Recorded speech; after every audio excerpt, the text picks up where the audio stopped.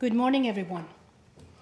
I'm Nikki Gramian, Acting Chair of this committee and Acting Director of the National Archives and Records Administration's Office of Government Information Services, also known as OGIS. In our inaugural meeting of the first FOIA Advisory Committee, our Chief Operating Officer, Mr. Jay Buzanko, stated the following. The FOIA has provided the public with the right to access government records for nearly 50 years. And like anything that has been around for decades, FOIA continues to benefit from regular improvements, such as the types of legislative, executive, or policy improvements that this committee might suggest. It is important to note that FOIA administration and its process is not something that is or should be entirely government-run. It is a partnership between government agencies that implement the law and policies and the requesters who use the law and policies and can inform government where we can make improvements. Mr. Buzanko's statement rings true as we witnessed this partnership in our last committee's term. We were very happy to see that members of our last committee were able to work together to issue a unanimous recommendation to the archivist, and we are excited to see what will be accomplished during the committee's second term. With that said, it is my pleasure this morning to welcome you to National Archives and introduce the 10th Archivist of the United States, Mr. David Ferrier, who will kick off this meeting with his introductory remarks.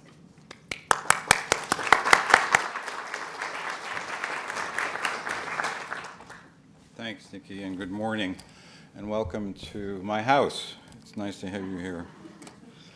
So I'd like to welcome, a special welcome to those of you who are joining us online also for this first meeting of FOIA Advisory Committee's second term. I'd like also to thank our special guests who are joining us this morning, Megan Smith, Chief Technology Officer of the United States, and soon to join us, Sean Donovan, Director of the Office of Management and the Budget. Megan was a student at MIT while I was in the libraries at MIT, so we've reconnected here in Washington. The National Archives has a unique role among federal agencies, which we describe as preserving the past to protect the future. If you have a few minutes after today's meeting, I encourage you to explore the records we have on exhibit, including the original FOIA, which is currently on exhibit upstairs in the David Rubenstein Gallery. As the nation's record keeper, NARA's role goes beyond preserving and displaying historical records. We also provide leadership on managing and organizing our records, the records that are created by the government every day, making them retrievable through mechanisms like FOIA and the National Archives catalog. FOIA has provided the public with the right to access government records for 50 years, and like anything that's been around for decades and decades, FOIA continues to benefit from regular improvements, such as the types of legislative, executive, or policy improvements that this committee might suggest. We worked hard to convene a committee that is reflective of the broad arrays of audiences that FOIA must serve, and your diverse backgrounds and interests will be essential to crafting a new and better future for FOIA. While the creation of this committee in May of 2014 was the result of a commitment included in the second United States Open Government National Action Plan, its establishment for a second term signals the commitment of this agency and the entire administration to chart a path towards the day when FOIA works better for the public and agencies. The FOIA Improvement Act, which President Obama signed just a few weeks ago, signals the commitment of both Congress and the White House to find ways to make FOIA work better.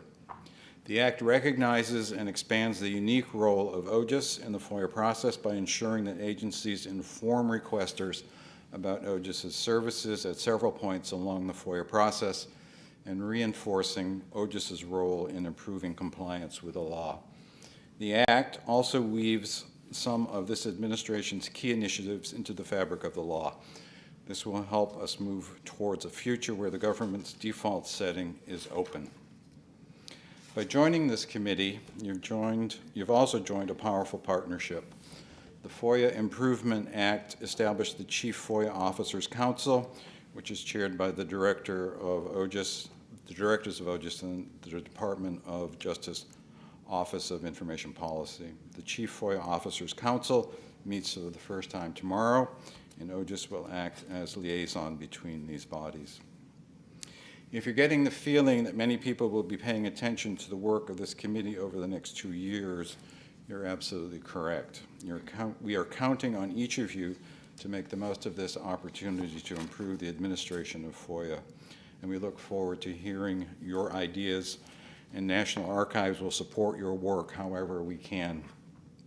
And you may ask, have I acted upon the recommendations the committee made in its 2014 to 2016 final report? The answer is I continue to review the work of the first term of the FOIA Advisory Committee and to explore a range of possible actions we can take on the recommendations. We're very happy that agency FOIA professionals and requesters were able to work together to issue a unanimous recommendation and are excited to see what will be accomplished during this committee's second term. Now, to give you some background on, I know you're curious about the OGIS director situation. Just to remind you, James Holzer departed the agency on May 3rd. Nikki has done a wonderful job as acting director once again. And all sources vacancy announcement was open from June 2nd to the 23rd, and a significant number of applicants applied. Initial interviews have already started, and a short list will be submitted to me. We expect to conclude second interviews in August, and the onboard date of the selected applicant is, of course, impacted by SES rules. So soon we will have a new OGIS director. We're looking forward, we are looking for a leader with technical FOIA experience to manage FOIA mediation and oversight activities. The OGIS director will also play a vital role in NARA's goal of making access happen and connecting with customers. Let me just also touch on, we have another important opening with John Fitzpatrick's departure as the director of ISOO was on January 8th, and Bill Cira, a veteran ISOO leader, was named acting director. Another government-wide announcement was open from March 4th to March 28th, and a significant number of applicants applied. Initial interviews were conducted May 20th to June 1st, and a short list was submitted to me, and we have concluded second interviews in early July. We forwarded our selection to the Executive Office of the President for concurrence, and the onboard date of selected applicant is, of course, impacted by SES rules, as I mentioned before with the OGIS hiring. In that search, we were looking for a leader with technical experience for a multifaceted organization that manages classified and controlled unclassified information through policy and training. The ISOO director also plays a vital role in the NARA's goals of making access happen and connecting with customers, and we expect to have an announcement in August. Finally, I want to thank the OGIS staff for their leadership of this committee and their administrative support of your work. And of course, I want to thank you all for agreeing to serve on this committee. We know how valuable your time is, whether you've traveled across town or across the country to join us. Thank you in advance for your service. Thank you, sir. Thank you, Nikki. Thank you very much. We also have two guests from the White House who have graciously agreed to attend our kickoff meeting today. It is my pleasure to introduce Megan Smith, the United States Chief Technology Officer and Assistant to the President, and Mr. Sean Donovan, the Director of Office of Management and Budget, who will also provide remarks.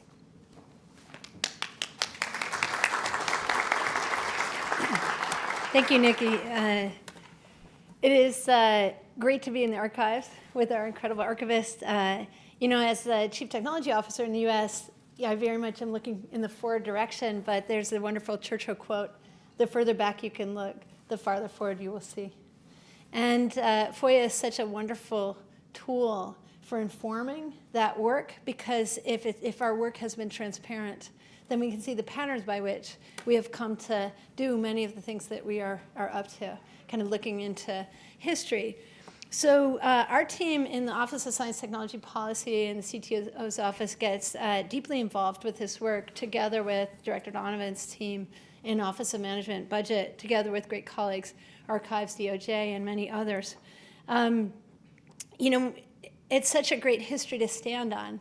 You know, we celebrate Sunshine Week because of President James Madison and his early leadership, and so maybe we need a musical for him too about our government.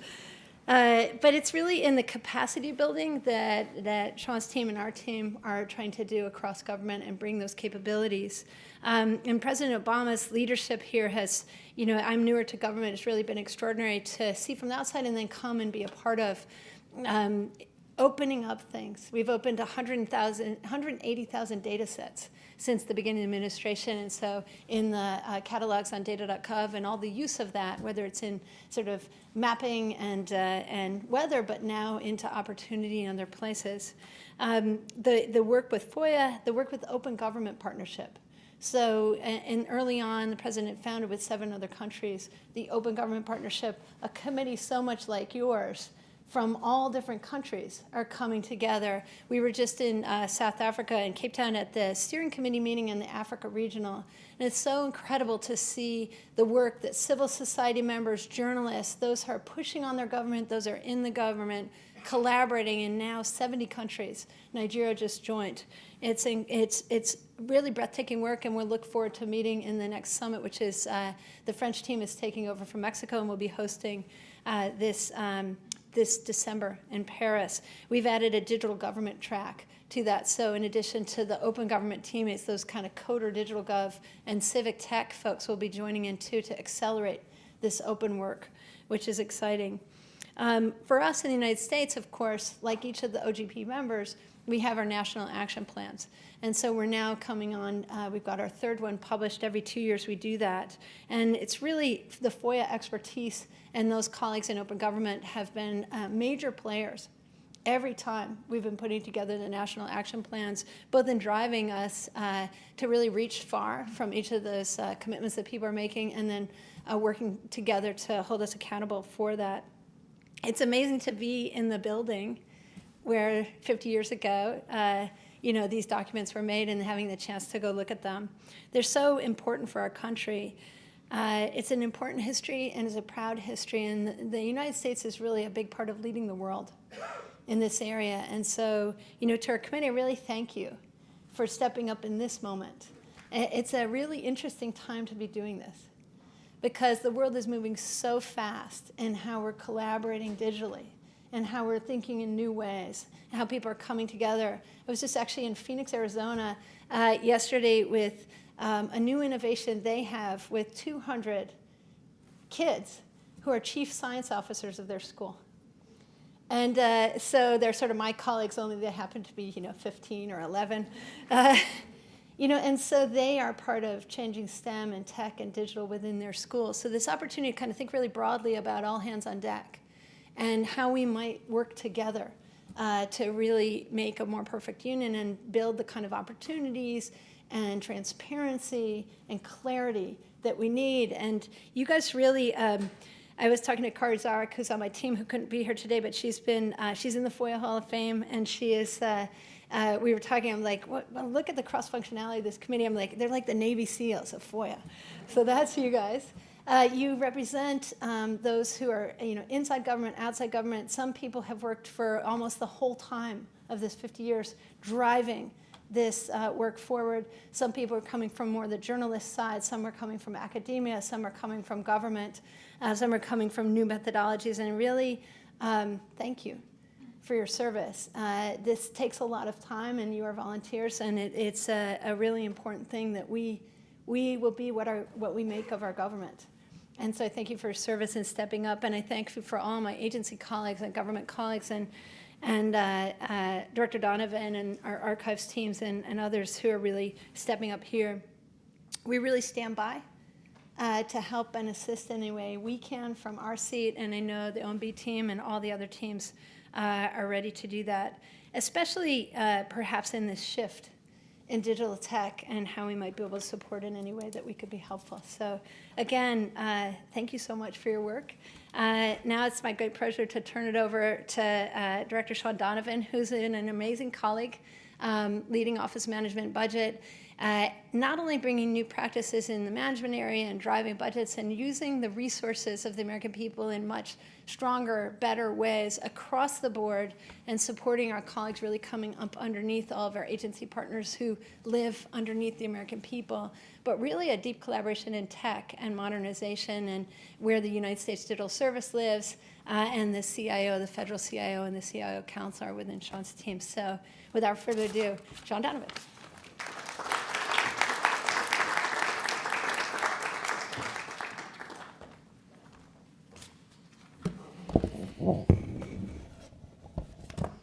So first, let me start by thanking Megan for the kind introduction, and right back at you for all the great partnership and your great leadership.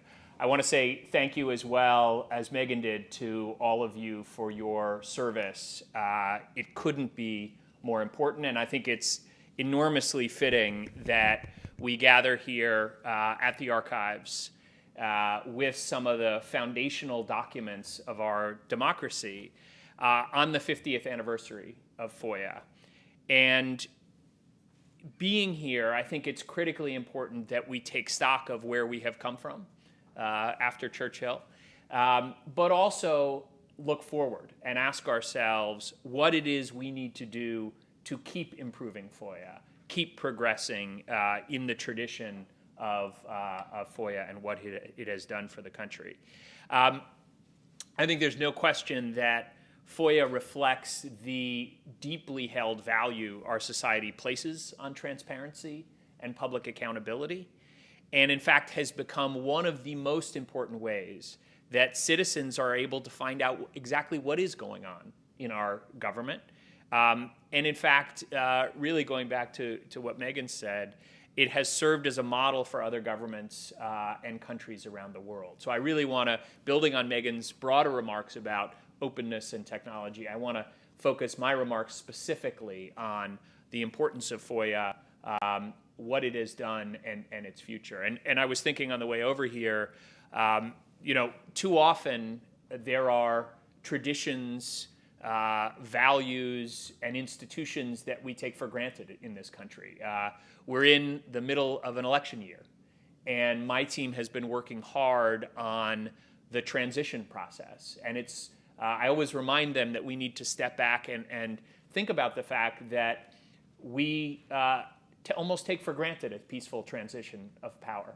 But if you look around the world, it's a reminder that we shouldn't take that for granted. And FOIA is a similar institution. It's foundational to our democracy. It is a model for the world. And yet, we don't often enough step back and remind ourselves how fundamental it is to our democracy and how important it is. Somebody who doesn't need a reminder of that is President Obama. And Megan said she was relatively new to government. I'm one of the two grizzled veterans that served in the cabinet since the very beginning of the administration. And part of that perspective for me is that from literally his very first day in office, this issue of transparency, and particularly of FOIA, has been enormously important to the president. Literally on his first full day in office, the president issued a FOIA memorandum that directed agencies to apply a presumption of disclosure to all FOIA decisions. In the Attorney General guidelines that followed, agencies were instructed to release information under FOIA unless they identify a specific foreseeable harm in release.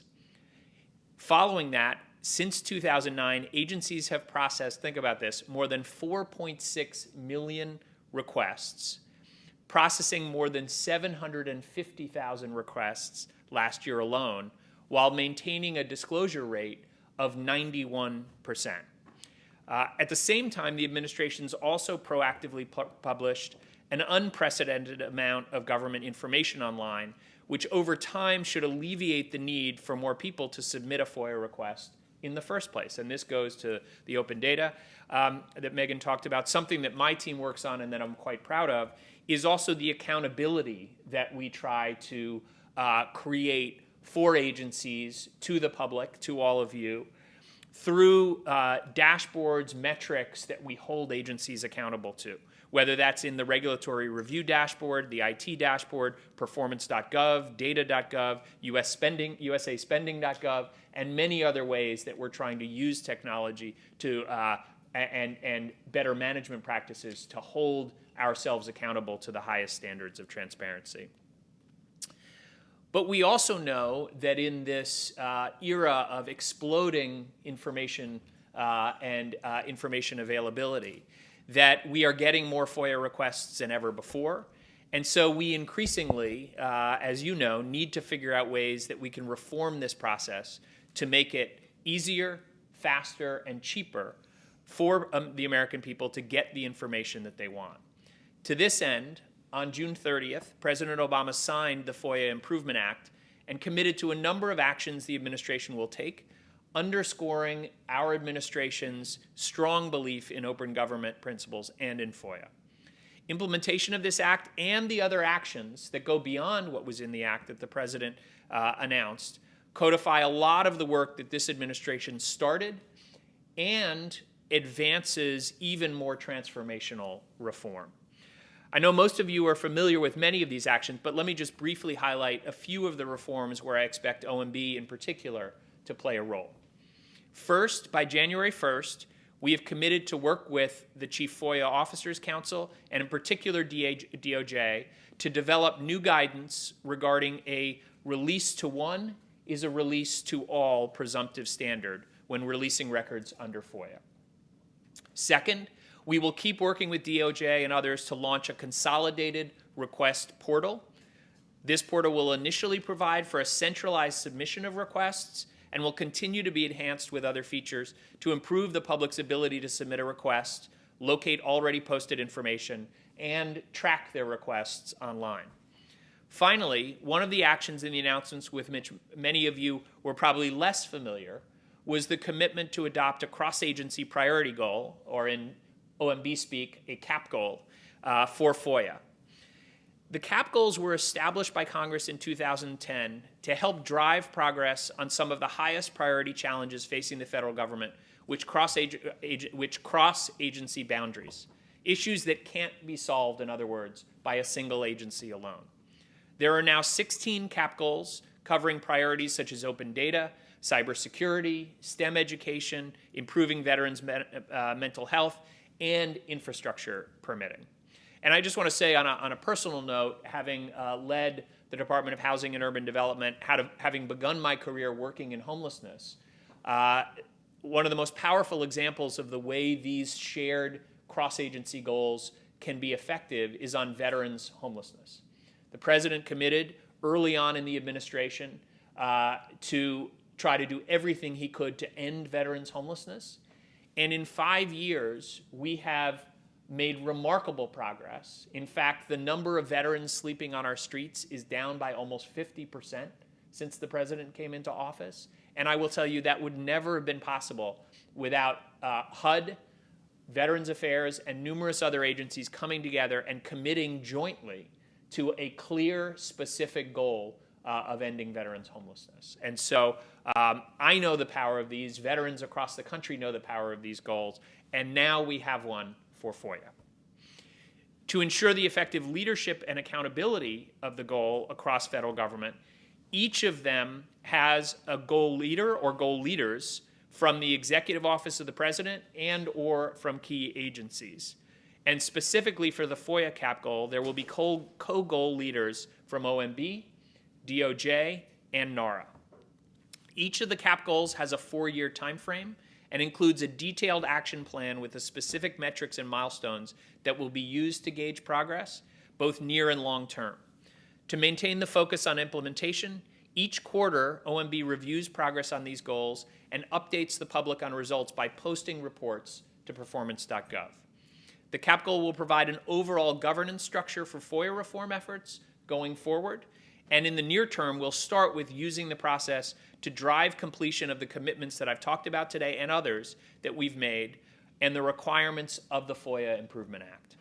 But we will also use this process to help develop an action plan that focuses attention and develops solutions to some of the underlying challenges with current FOIA policies and processes. And that is exactly why I wanted to be here today, as we look to all of you to be part of that process as some of the most accomplished FOIA experts in the United States, the Navy SEALs, I guess we now call you, of FOIA. So first, let me say congratulations on your selection to the advisory committee. It is a real honor and does tribute to the work that each of you has done in this area. But let me also say that with that honor comes serious responsibilities and critically important duties over the next 2 years to work together to address FOIA's most pressing challenges. As I said, we've made great strides over the past 7.5 years to build on the 50 years of FOIA administration in the United States, but there is much more work to be done. As experts in FOIA, both inside and outside of government, you know these challenges well. That's why this committee is best suited to address the biggest and hardest problems in FOIA.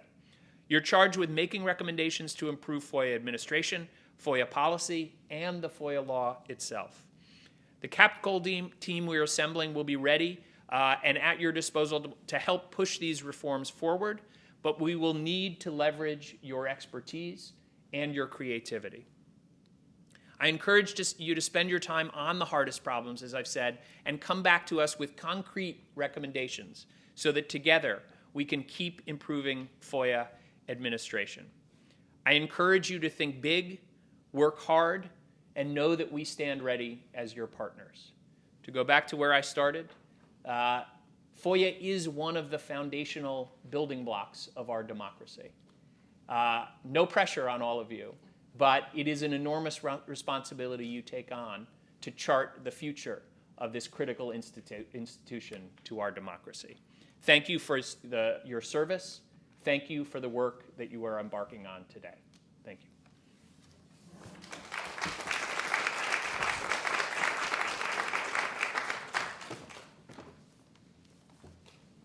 Thank you, Ms. Smith and Mr. Donovan, for your kind remarks. Let us now go through some of the administrative matters. We'll have Kate Gassner, the designated federal officer of this committee, who will give members a brief introduction to the committee and review members' responsibilities and the standards meeting procedures. I will now turn the podium to Kate. Thank you very much and welcome. It's happening. We're finally here. I'm so excited. I'm Kate Gassner. As Nikki said, I am the designated federal officer for this committee. This morning, I'm going to give you a brief overview of the committee. I'm sure you're all pretty familiar with it since you applied for it, but maybe some people on the live stream aren't as familiar. So we'll go through that. The responsibilities of the committee members and the operating and voting procedures. I promise to go through this pretty quickly because we want to donate a lot of time to brainstorming today. Members have a copy of this presentation in your folder, so you can glance at it now. If I go through something a little too quickly, we can talk about it at the next meeting. So again, welcome, thank you. The committee was established on December 5th, 2013 in the second Open Government National Action Plan, as Megan mentioned the NAP earlier. The committee is governed by the Federal Advisory Committee Act. The first meeting of the 2014 to 2016 term was on June 24th, 2014. During the first term, the committee met 8 times and produced a final report, which can be found on the committee's website, which is within the OGIS website. The Archivist of the United States, David Faria, who gave us opening remarks, signed this committee's term, the 2016 to 2018 term charter, on May 20th, 2016. As you can see the requirements for membership on the slide, so I'm just going to keep moving on pretty quickly. So as to the committee structure, Nikki Gramian, who's been speaking throughout the morning, she will serve as the committee's chair. A vice chair will be selected from the existing non-government members for the committee, and that will occur at a later date. The committee administration, Patrice Little Murray is the committee management officer, and I serve as the DMO. Patrice also works in the National Archives, so if you ever need to reach out to her, we can provide her contact information. All committee communication must include me, the DFO, at the email address that's listed on the slide and the email address that I email all of you at all the time. So down to the responsibilities, kind of the nitty-gritty of what to expect. The chair's responsibility is to lead the committee, to adhere to the committee's rules and charter, and make sure that the committee stays current with Robert's rules and following that structure. The chair calls the meetings to orders. She sets the agenda, determines a quorum, and just so everyone's aware on the live stream that we actually have every single committee member here today or on the phone, which is awesome. She will open and preside over the meetings and certify the meeting minutes. The vice chair will perform all these duties in the event that the chair is either absent or unavailable. Committee members will attend meetings of both the committee and subcommittees if the committee chooses to establish subcommittees. Members can submit items to the committee's agenda. They deliberate and offer advice to the Archivist of the United States on FOIA-related matters. And federal members must submit a financial disclosure form annually for an ethics review. And as of this morning, we have every single federal member's financial disclosure. So thank you for all of you for getting those in. My responsibility. So this is what you can expect from me. So it's to appoint the new employee or federal employee members and make sure that they have the financial disclosures, which you do. I schedule all the meetings. I approve the meeting agendas and compose the meeting minutes. I attend all the meetings of both the committee and the subcommittees, hence why you have to always CC me on the communication. And I adjourn the meetings of the committee and subcommittees. The subcommittees, the chair of the committee with input from the full committee can establish subcommittees which support the full committee. And this will be something that we will discuss more in depth in the October meeting. If subcommittees are established, they will have two chairs, one who's a government member and one who is a non-government member. They'll act as co-chairs. The subcommittees will report all their works and finding to the committee at large for deliberation. In the past, in the last term, the 2014 to 16 term, 3 committees were established. They were the Fees, Oversight and Accountability, and Proactive Disclosure Committees. Reports from these subcommittees from the first term can be found on the committee's website, which is hosted with the OGIS website. Subcommittee co-chairs. So the co-chairs are responsible for working with the DFO to schedule all meetings. Oops, there we go. They will set the meeting agenda, open and preside over meetings, and copy the DFO on all committee communication and adjourn the subcommittees. So if you're thinking you want to lead a subcommittee, know that those are your responsibilities. The bylaws for this committee were established under the 2014-16 committee. The committee must meet at a minimum of 4 times a year. Meetings are only held when there is a quorum present. When a meeting is open, the minutes and the proceedings are open to the public and will be hosted on the committee website. When a meeting is closed, it can only be closed under limited circumstances in accordance with the FACA and the Government in the Sunshine Act. Closed meeting minutes and proceedings are not open to the public. Notice of all meetings, open or closed, will be published in the Federal Register at least 15 days prior to a meeting taking place. Meeting deliverables, so what you can expect. Agendas are created by me and approved by the chair. Committee members and members of the public are welcome to submit items to a meeting agenda at any time through the committee's email address. The DFO, me, prepares the meeting minutes after each meeting, and they're also posted on the committee's website. The public may comment in open meetings or submit written statements prior to or after a committee meeting. And you can see on the slides where OGIS posts meeting information on our website, and the link's up there. But if you just go to ogis.gov, it's pretty easy to find. We have a pretty awesome website. Meeting conduct. The chairperson will call the meeting to order. Committee members will state their presence, and when we have people on the line, the chair will call them by name and they will respond. The chair will read or reference any minutes from previous meetings and certify them. The chair will make any announcements and ask for the subcommittees to report to the larger committee. The committee will discuss any unfinished business and introduce new business, and finally ask for members' comments. The chair will invite the public to make oral comments, generally at the end of the meeting, but today we'll actually have 2 sections where the public can make comments, and then the chair will adjourn the meeting. As for procedures, in the case that the committee is going to debate an issue, members may raise their hand to obtain the floor and make a motion. Motions don't need to be seconded. However, for those of you who served on the first committee, it was kind of a standard practice that we had them seconded, but it's not a requirement. The committee follows these operating procedures when taking a vote. A vote can be taken without a motion, or taken without a motion if everyone is perfectly clear. So sometimes motions just help to make sure everyone's on the same page. Unless there is unanimous consent, all actions must be approved by a vote. The chair will restate a motion before voting, and in the event of a tie, there are different structures to the voting, which we can get into at a later date.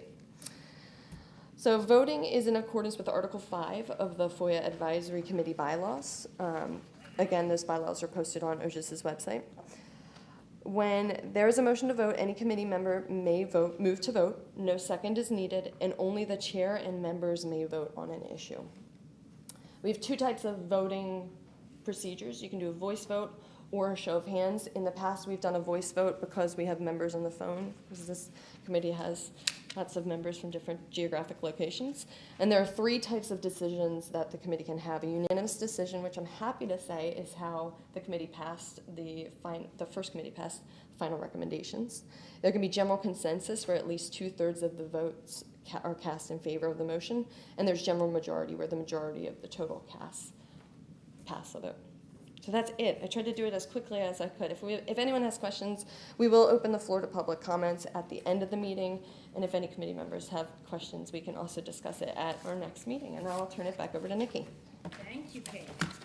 And here's our contact information. Thank you, Kate.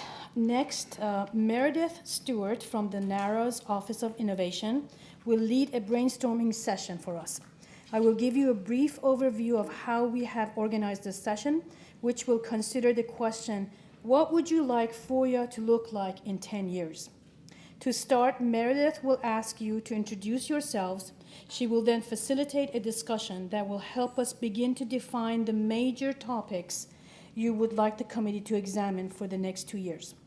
After identifying the big themes, Meredith will ask each of you to describe what you think are the hardest problems in FOIA, and we will ask the public input on any problems that have not yet been identified. Once we have named all of the issues, we will have a brief discussion about where this committee can make the greatest contribution. We will also ask you to vote for the topics you would most like to address.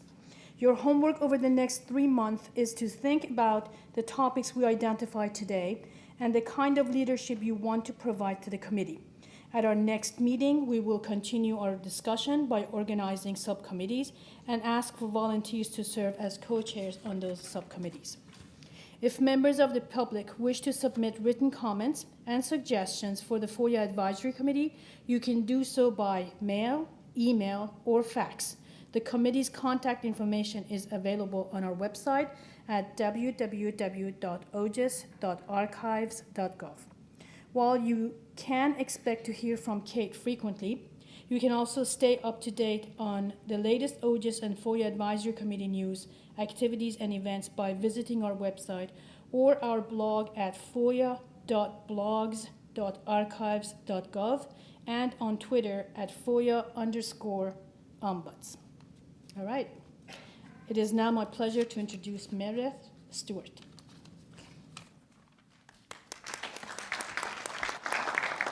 Hello. What you're going to have for introductions, you're going to go into your packets, and those of you who are joining by phone, you should have gotten this via email. We really thought about how we could efficiently do introductions, because with 19 people, that could take a really long time. So what we're doing is we're asking you to take a minute and fill out the introductory slip here, where we're asking you your name, your title, your position in the organization or agency that you come from, and answer the question, I joined the FOIA Advisory Committee because. And so we're going to take just a few minutes. It looks like actually people have started to do it. I'm hoping those that are on the phone have taken a look at this. And I'm wondering if we could actually go to the phones first. So I'm wondering if we have on the line Logan Do you want to introduce yourself, Logan? Can you hear me?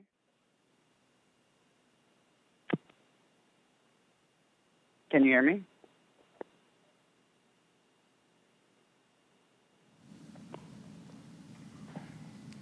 Go ahead. Go ahead, Logan.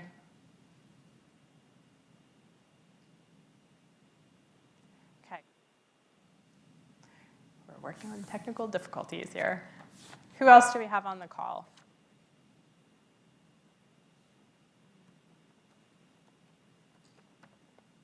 Not working.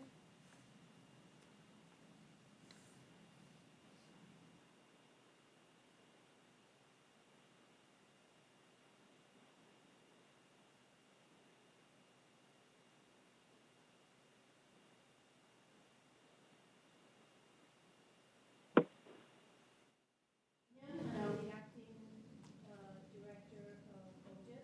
of OGIS. I joined the FOIA advisory committee because I have to. Because it's important to me, and we want to make FOIA work better. Melanie, do you want to go next? Yes, sure.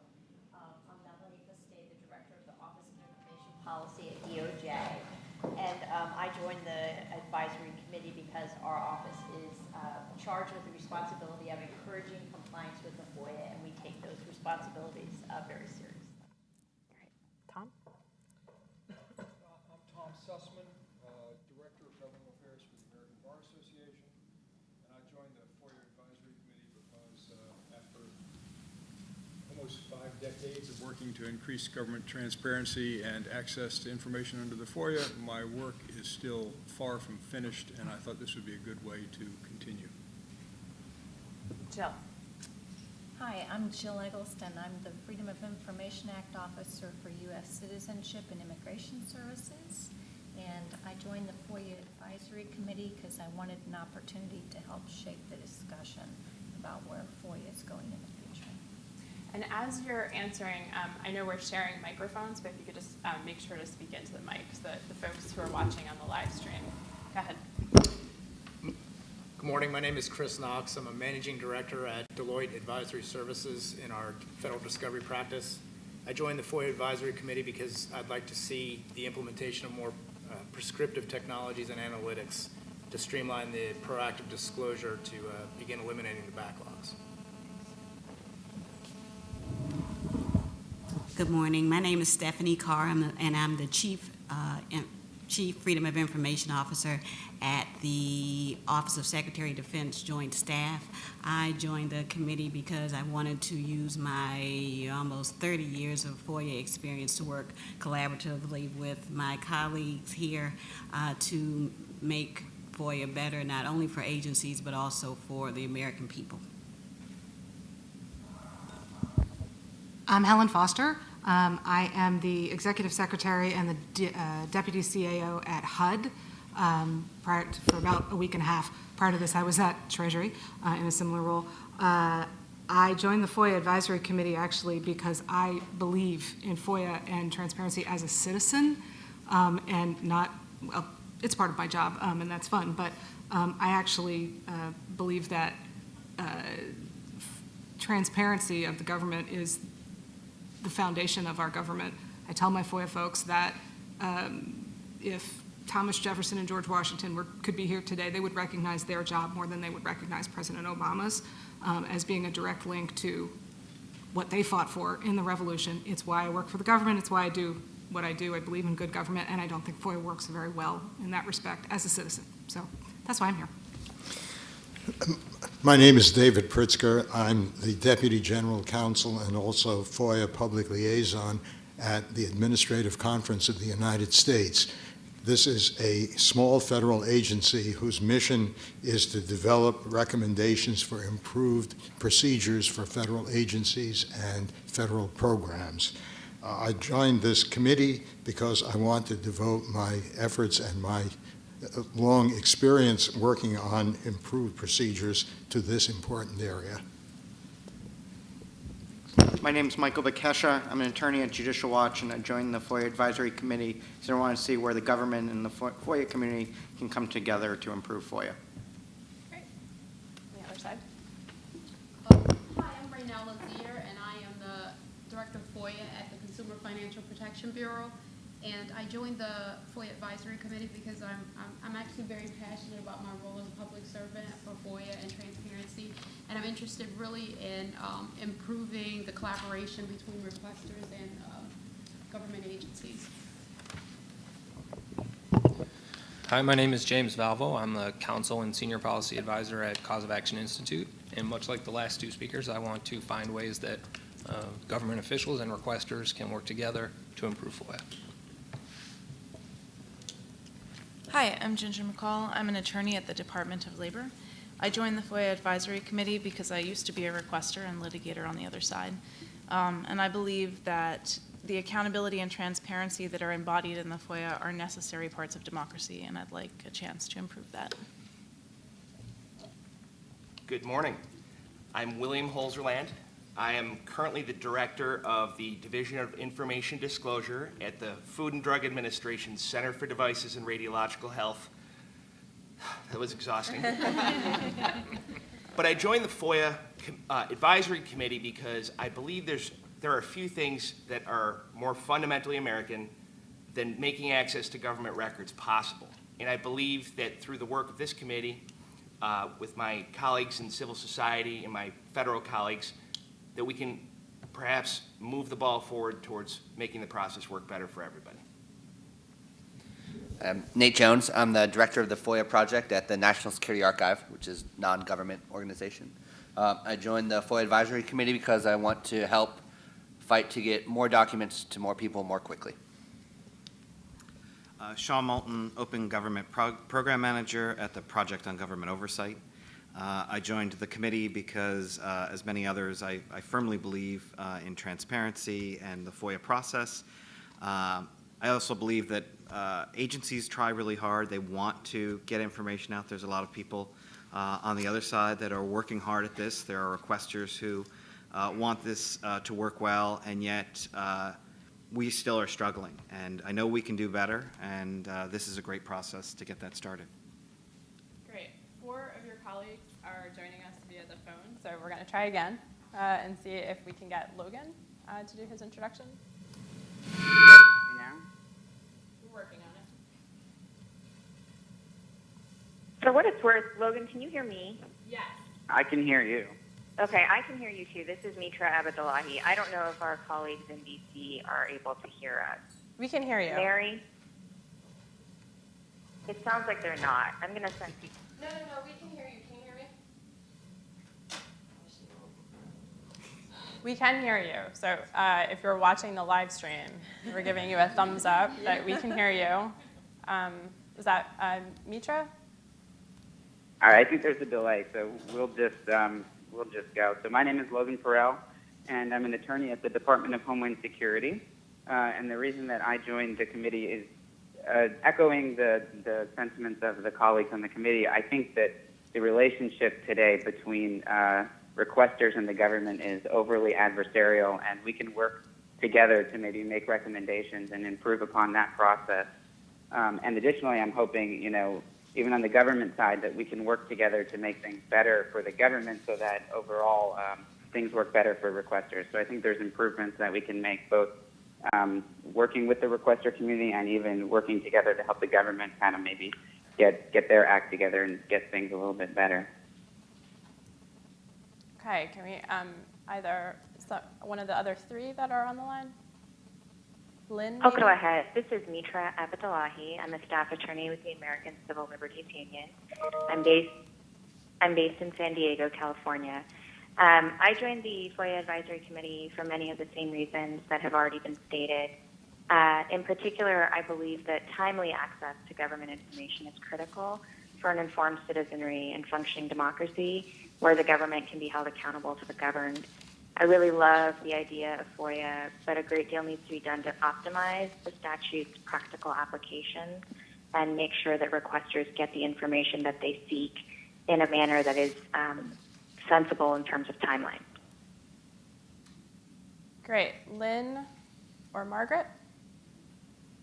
Hi, yes, this is Lynn. I'll go ahead. I'm Lynn Walsh. I'm the president-elect of the Society of Professional Journalists, also known as SPJ. It's the most broad-based organization for journalists in the U.S. Primarily, our focus is on FOIA, open government issues, and also journalism ethics.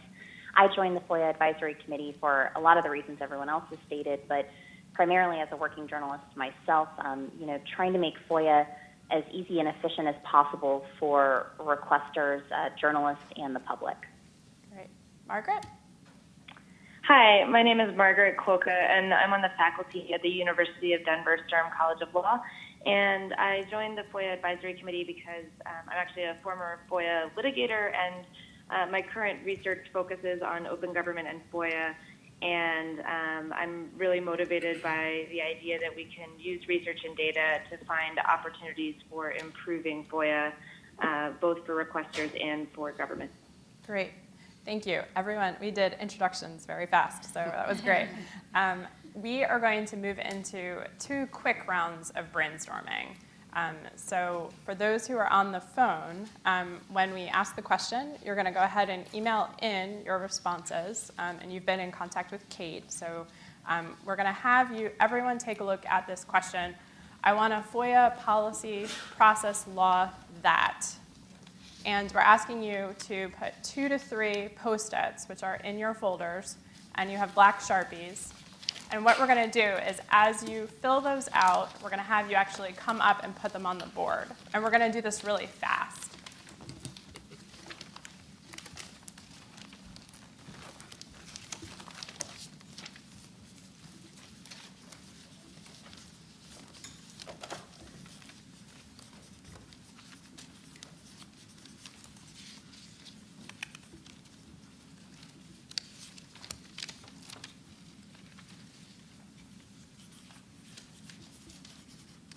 One of the things that we were thinking about is that this is really answering the question of what your interests are in improving FOIA.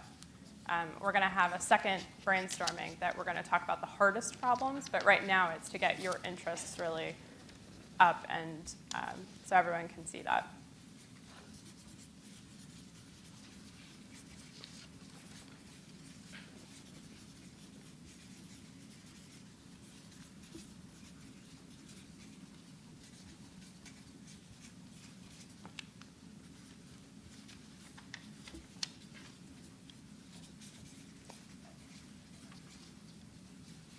When you're ready, you can come up.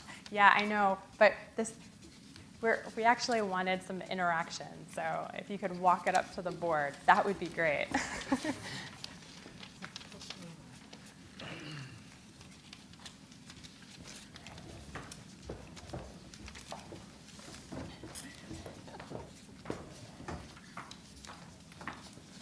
Get some movement.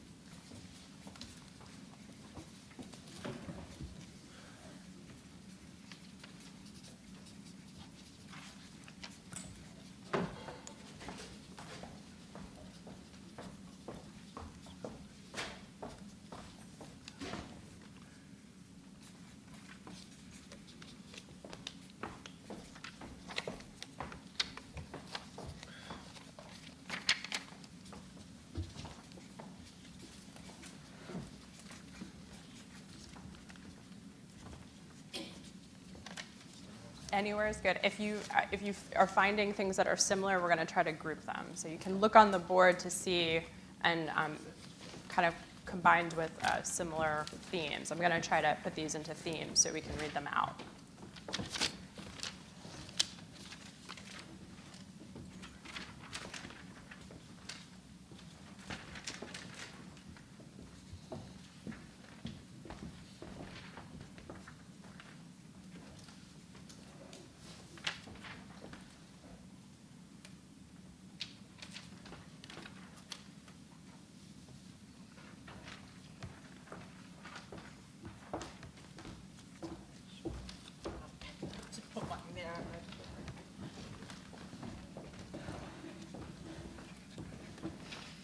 not quite grouped yet, so if you find one that's similar, you can go ahead and put it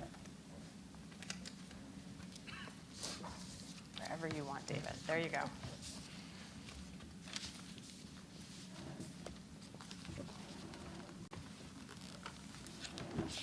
Their responses.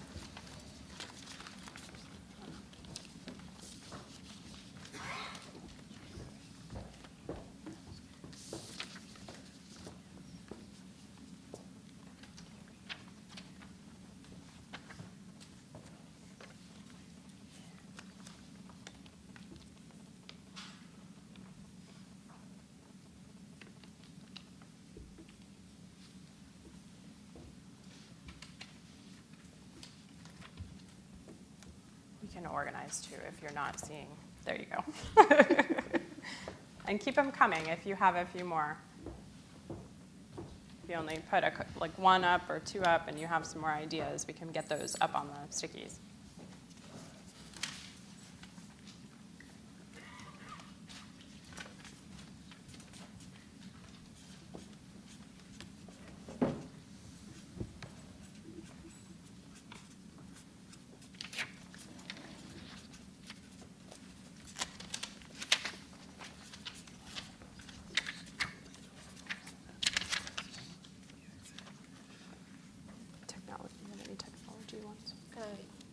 Yes. So then this is kind of technology. Create centralized government resources. Here's proactive. This is also. Yeah, okay. Okay, but listen. Tech. Disease. Like cluster community.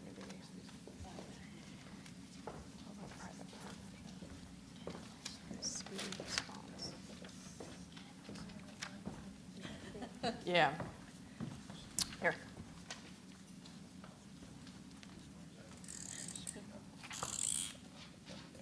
I like that you want a different angle too.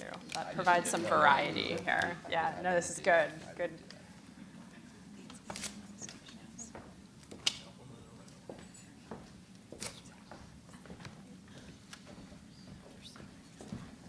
Yeah, here's another efficiency. Proactive disclosure.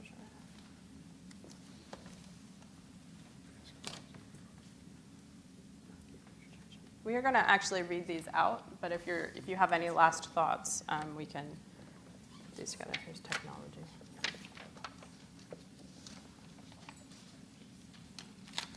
Timeliness.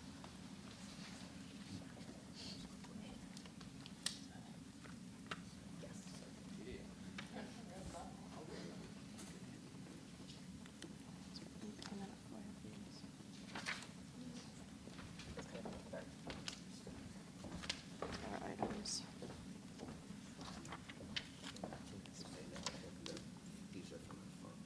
Oh, great. Oh, okay. Great, great.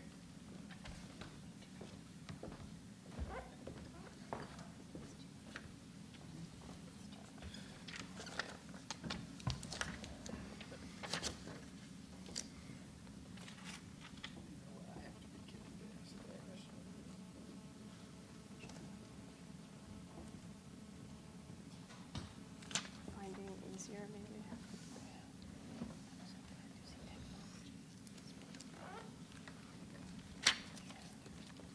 Okay.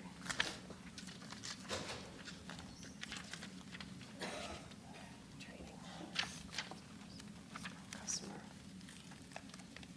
Maybe. Online. So this is like a.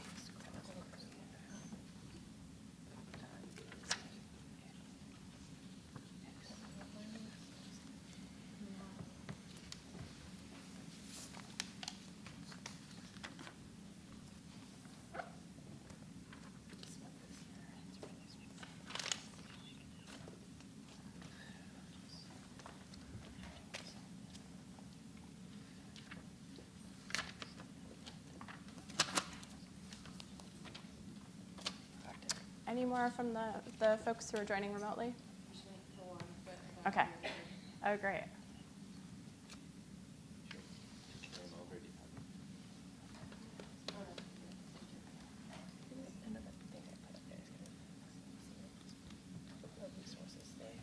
Yeah. So we got some resources. Yeah.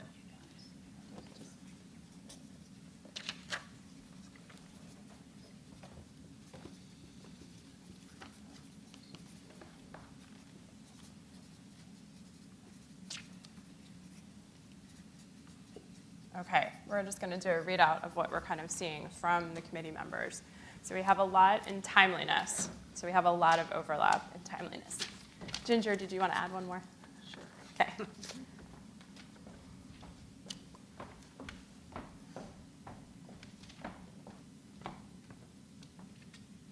Awesome. Okay, so for timeliness, I'm just going to read the ones that we have up here.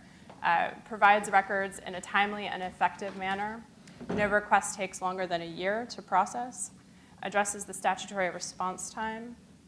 That is capable of providing timely responses to requests to the maximum extent consistent with security and privacy concerns, but which provides an efficient dispute resolution process where the request is problematic. So I would say we're seeing a lot of timeliness, but the other kind of themes are efficient and effective.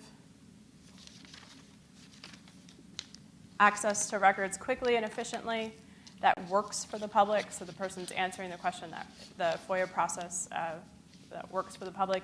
Increases efficiency in order to facilitate maximum disclosure with minimum delay. Requires agencies to respond to referrals and consultations within a set time frame. Is clear and understandable to the average citizen.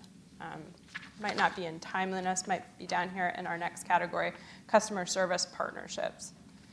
So in this area, we're seeing reduce the often adversarial nature of the FOIA process, improves customer service, and makes the process less adversarial, makes managing the proliferation of electronic records work better. I think this might be over here in technology. Encourages good faith on the part of the agency officials and the requesters. Allows a FOIA requester to fully understand how the process is working for her, transparency in the process. Creates or fosters closer public-private partnership and a more amiable environment. And yeah, we have it is clear and understandable for the average citizen. So in the proactive disclosure area, we have a few. Creates a centralized government database to track, search requesters and their requests. I don't know if that's proactive, but that could be more on the technology side. Maybe I'll move that up to technology. Gets more info to public faster without requiring FOIA requests. Gets information to requesters faster and consistently. That addresses other processes that may allow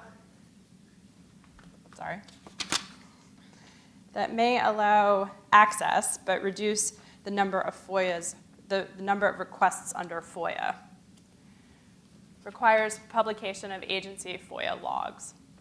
So that's in the proactive area. I think I'm going to go to technology last since there's a lot there.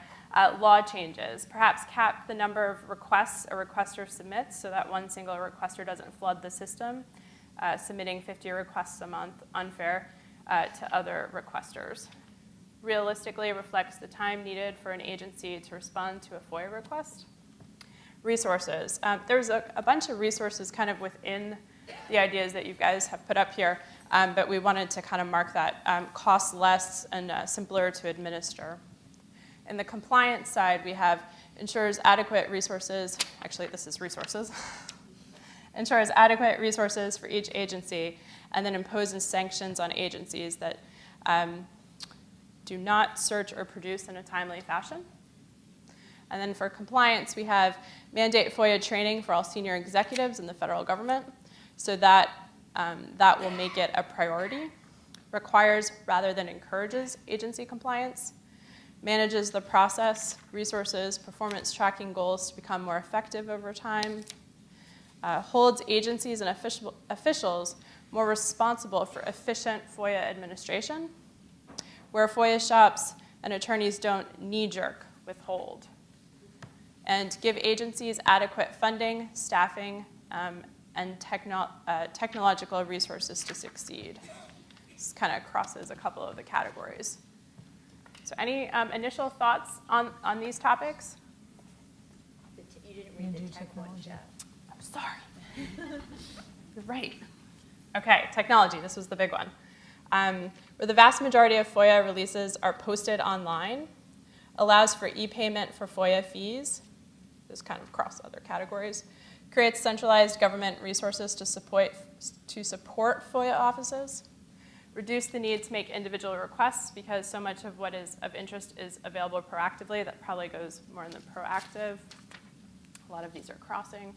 FOIA offices can search for documents efficiently and universally, is equipped for the future by using technology, uses technology in many ways to facilitate the process from finding requested records to processing them, does a better job with fundamental issues, records management, search capacity, and authority, and to make finding and disclosing record easier and faster, creates a centralized government database to track and search requesters and their requests, provides proactive records. We're seeing a lot of crossover with the proactive. Seeks to proactively disclose information rather than waiting for requests. Produces more info as a matter of course, less nuanced. I'm not sure what the less nuanced was, but requires affirmative proactive disclosures of frequent requested records rather than for individual records. Okay. So that was to kind of really quickly get out what people are coming here today thinking about. And then the next phase, what we want you to do is to take out those stickies again, and we want you to really think for this committee, working on the hardest problems in FOIA. What are the hardest problems in FOIA? So if you need more Post-its, let me know, and I can come around. If you used all your Post-its. You can do 2 to 3 again, and we're going to try to group these, and then we'll have a little bit of a discussion.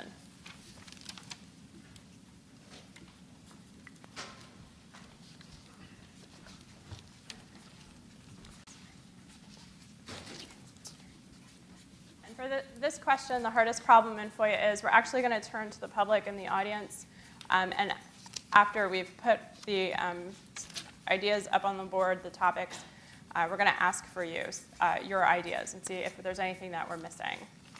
So if you have ideas, start thinking about those.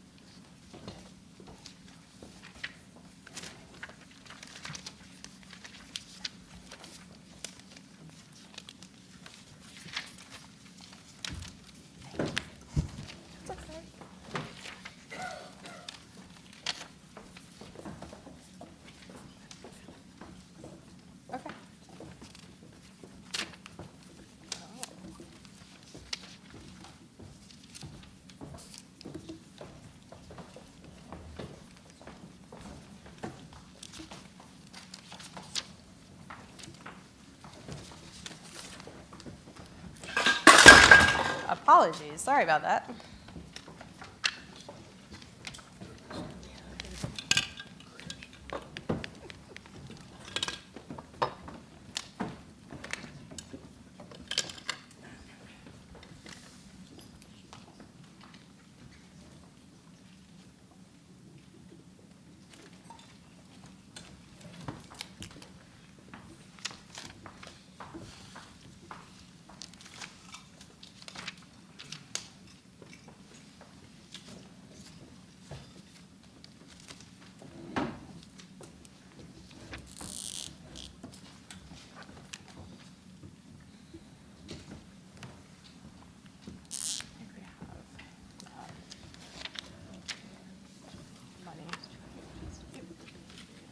Funding.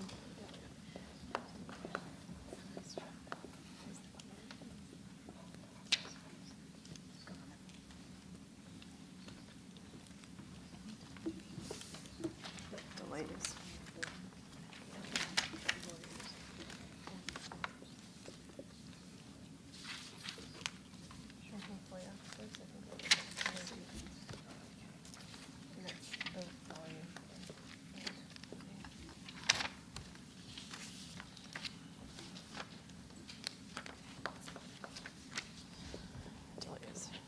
Sorry, go ahead.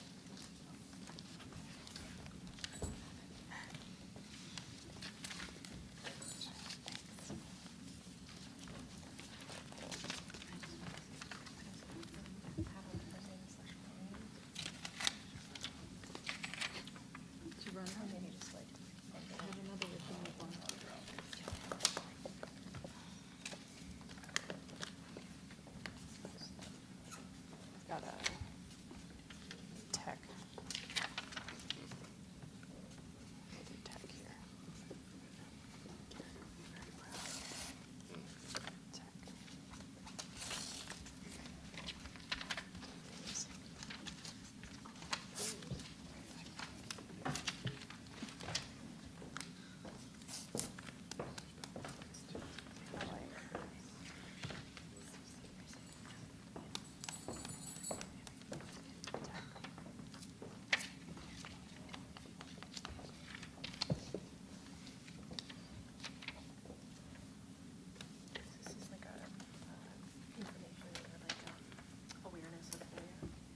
From the public or the staff? How about awareness/commitment? I have some of those.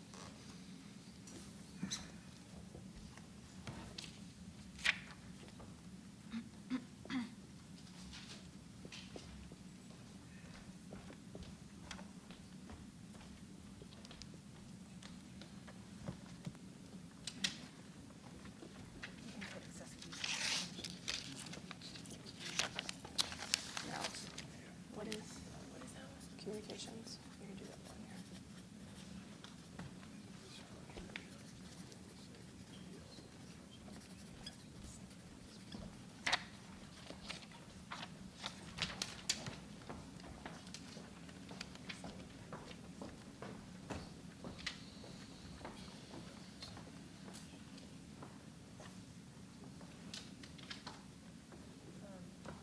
That's good. Leadership institution stuff that's both funding and awareness.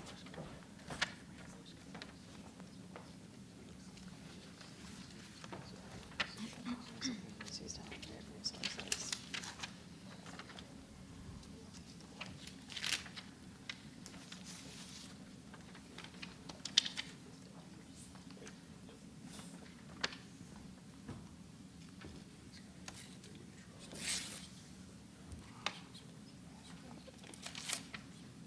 These all seem to kind of ever search, proactive. I put this in tech.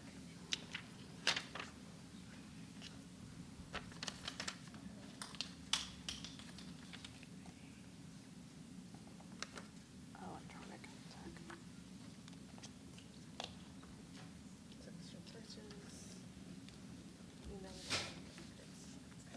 Tech and volume.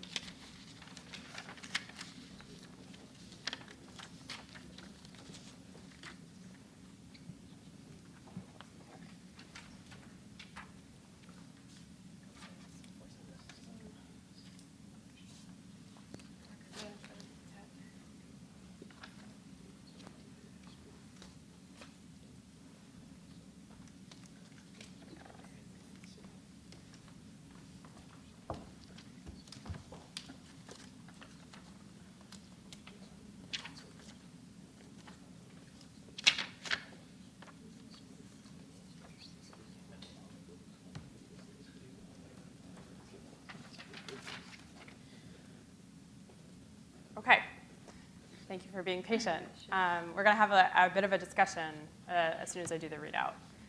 So what we're seeing for the hardest problem, and what we really wanted is this kind of two-step process where here's what everyone is interested in. These are the things that you bring, the things that you're interested in. But in terms of what the committee should decide to actually work on over the next 2 years of this term, what are the hardest problems and where you should be thinking about devoting your energy and your resources to trying to fix. So here's what we're seeing from that brainstorming session, is we're seeing delays, tech, volume, funding, communications, awareness, and commitment. So for delays, we have delay. Meeting deadlines, 20, 30-day deadlines. It takes too long to get records with requester, unclear about why delays are occurring. For the technology section, poor records management makes records hard to find, demand review, and hand redaction, paper disclosure. How to harness technology to manage ever-increasing volumes of records and requests for access to those records.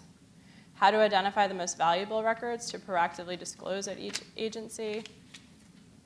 Lack of resources could also go into funding, but this person spelled out technology, staff and technology to keep up with the demand. Also kind of applies to the volume problem. Addressing record retention policies and maintenance in the electronic environment. Inadequate systems technology, making receiving data and docs more difficult than it has to be. Maximizing proactive disclosure in the face of 508. Keeping pace with technology to ensure responsive records are located by government and when publicly released, made accessible. Technology, technology, technology. To assist with searches, to assist with databases, management and tracking, to assist with programming, processing records electronically. Managing copious amounts of electronic records in context of FOIA searches for responsive records. Inability to effectively search on agency records. Political agency leadership, wrong expectations regarding their role in the process. This might be more so awareness. Wide dispersion of records throughout agencies, voluminous emails, messages, all making it difficult to capture what is responsive. So in this awareness commitment section down here, I did that one. Redactions and withholdings that are unsupported but take too long to get a court to review. Kind of seem to fit with awareness, but that might be its own thing. Getting high-level political commitment to improve administration above FOIA officer below the White House. No high-level entity that agencies listen to advocating for quicker release of much more info. Convincing program officers that part of their core mission is responding to requests for records. For many agencies, FOIA is the lowest priority, which means no resources, slow action by program staff. Getting back to requesters quickly enough. Those delays.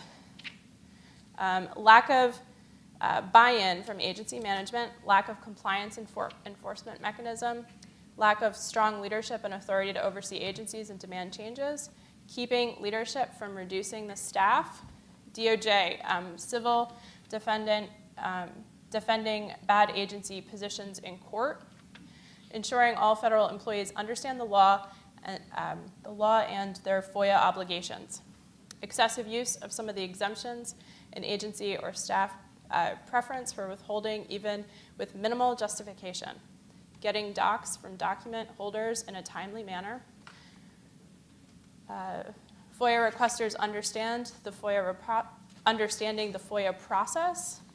The fact that the majority of people working within agencies do not think of FOIA as their primary function of their job, and FOIA officers often must rely on others for record production. And in communication, ability to talk to someone directly about FOIA and about info, and how it may be kept prior to submitting a request. In the volume area, we have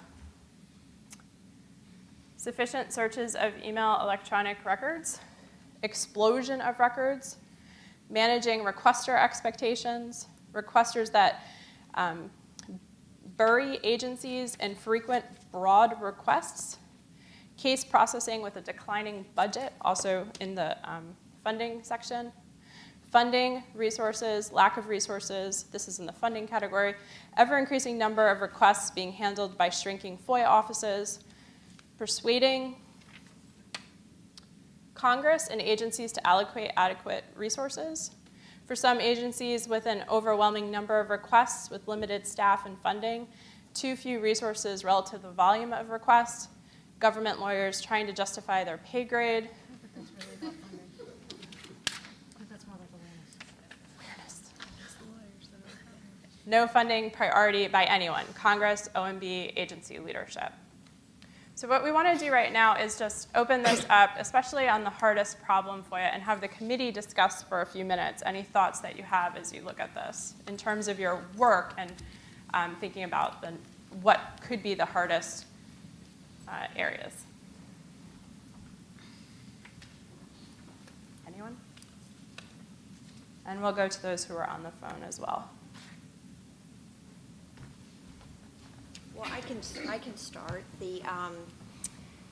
I mean, obviously, there are a lot of challenges to FOIA administration, but I think probably the greatest, or one of the greatest, is the explosion in the volume of records. When you think back to 50 years ago, when there wasn't email, and FOIA, when FOIA was about looking for formal memos that were written. We all could just dream of requests that were just asking for a memo. And nowadays, with just the unbelievable number of records that are responsive to a request, managing them, finding them, producing them is just far more challenging than ever before. And I think it ties in really nicely with the idea that we really need technology to help us manage that and make that, and take advantage of the fact that things are electronic by using technology tools to make it better. I think most of these problems can be solved with money. And money is the hardest problem to solve here, getting money out of Congress, right? More money buys more technology. More money hires more staff, which deals with delays and volume. More money creates more training for high-up people in the agency, for everyone in the agency to understand that FOIA is part of their job. Money. You know, every time we see these bills come out from Congress, the bill mandates a bunch of new reporting. It creates a whole bunch of new penalties for agencies. There are a whole lot of sticks and not a whole lot of carrots. And then at the end of the bill, it says no more funding for this. Money is the answer.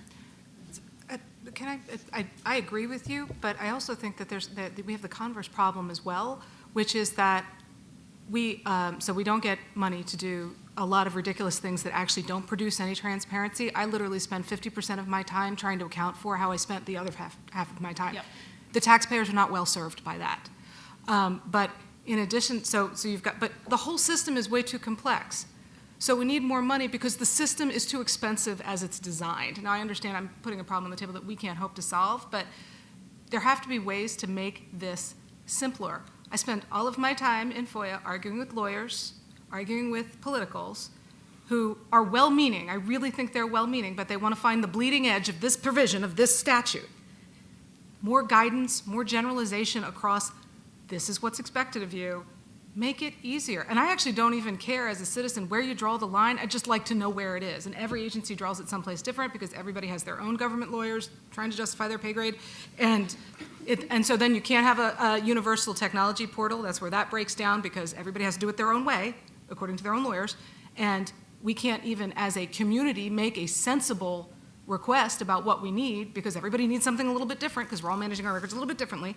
And of course the requester community is frustrated and confused because we're all being wonderful examples of how bureaucracy doesn't work. So we need more money, but we need to figure out a way to spend less money.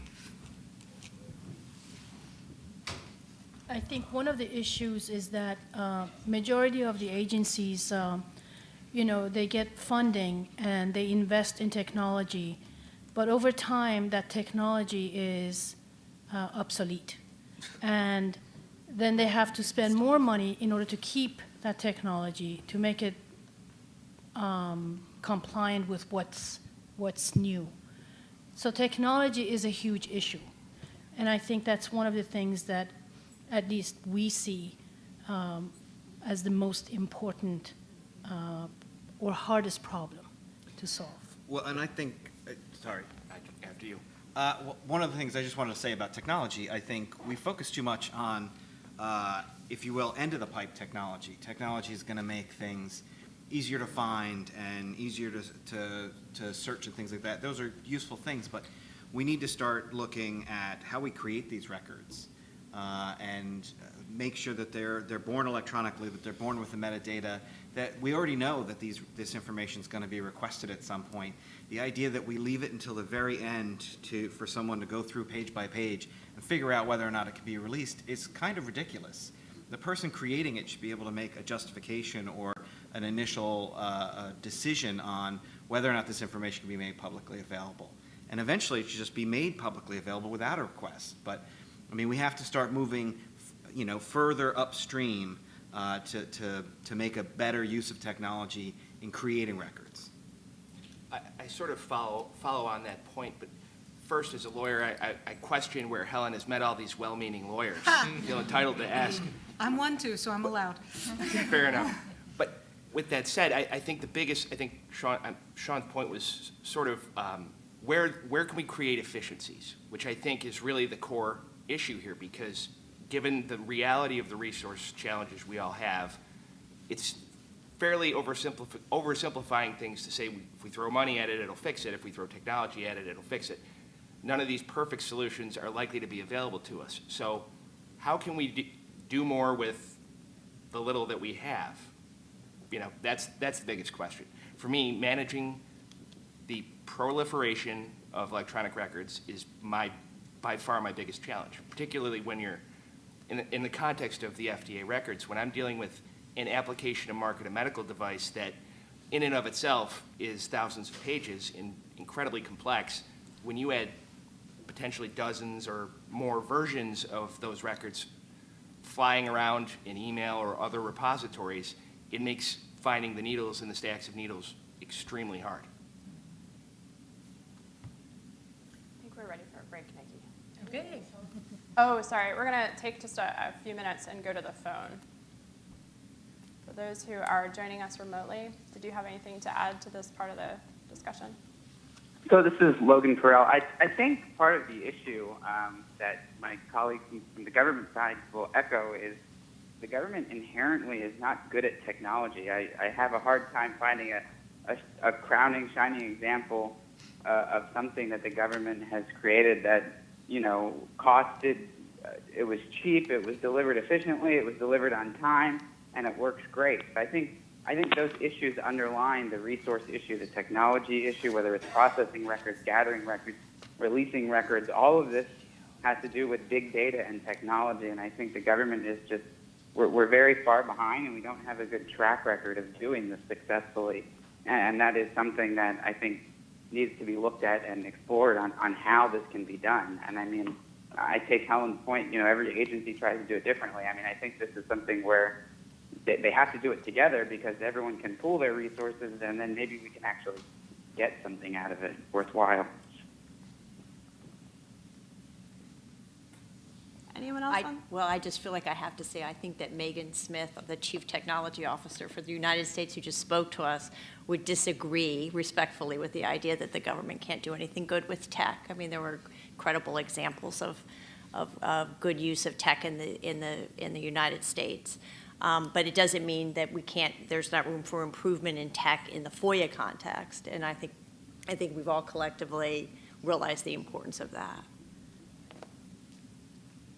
Other folks who are joining on the phone? This is Lynn. I agree with all of the comments about the technology. I do think that is a major issue. I think also, though, before it even gets to the point where a member of the public or a journalist or anyone else is submitting a public records request or a FOIA request, it would be great if it would be easier to get a hold of people to talk about maybe what they're asking for. And I think this would maybe eliminate a lot of the work on both sides, the requester, but also on the government. I can't tell you how many times I've seen FOIA requests go through, and they know what they're asking for, but they're not saying it in the right way, and there's this back and forth that goes on for months, sometimes years, because they're not using the right language and the systems aren't talking to one another. So if there would be any way to kind of create more communication about what documents exist, what documents there are to help requesters, which then I think would also help cut down on some of the time that some of the government agencies are spending. Anyone else from the phone?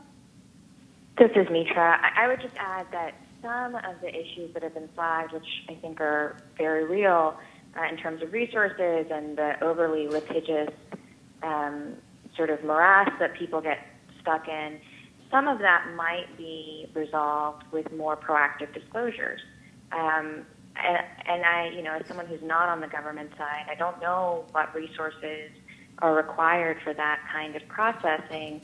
But, arguably, if certain types of information were routinely made publicly available without the need for a request at all, we would be in a different set of circumstances. Whether they would overall be better or worse is a different question. And I think, Margaret, did you want to say anything? I think it was Margaret who hadn't said anything.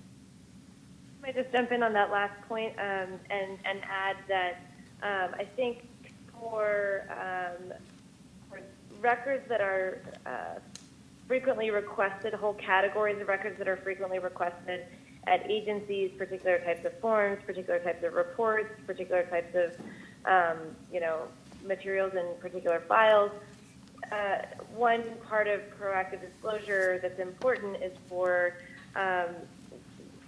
agencies to be considering how to design those records for eventual release on the front end, so that not everyone has to be reviewed at the end, but rather they're created with disclosure in mind. And I think that can really aid efficiencies both on the government side and on the requester side.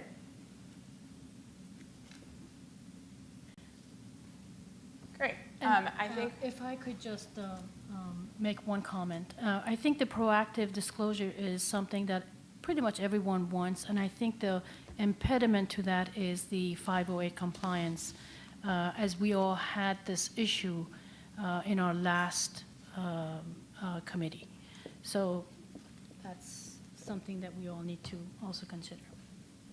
On the topic of building things in at the front end, and this is something that's on the hardest problem board in several places, the buy-in from agency management, from people high up in the agency believing that this is a real priority and giving it the necessary funding and necessary technology and necessary staffing to bake transparency into technology and into frequently requested documents. I think that that's a big part of the problem and maybe something that we could work on. Great. When we come back from our break, which we're going to take, Nikki's going to say a few words. We are going to ask the public, and we'll see if there's things that we're missing. Go ahead, Nikki. Yes. So we will now take a short break and resume the meeting at 11:45. The restrooms are outside the theater, and I should also mention that food and drinks are not allowed in the theater, but feel free to visit the Charters Cafe, which is on the ground floor. Thank you.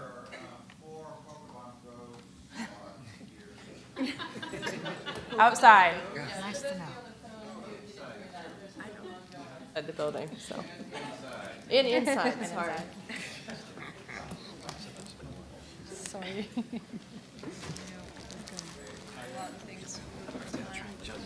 It doesn't involve sharing more of my location data.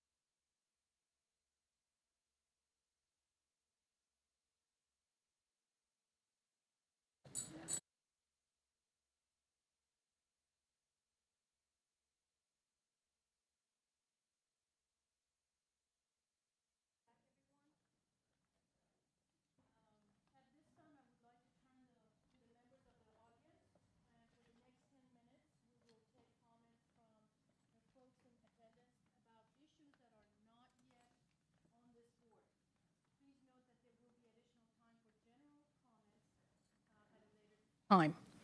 I request that those of you with questions or comments approach the microphone, and for the record, please state your name and affiliation if appropriate.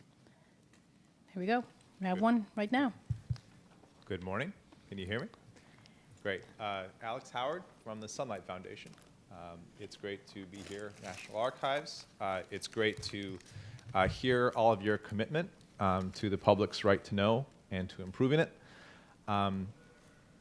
Many of the points that I've thought of bringing up have been raised already, so I want to double down on a couple of them. I would say that it's worth noting that 47 years ago yesterday, the United States landed men in the moon.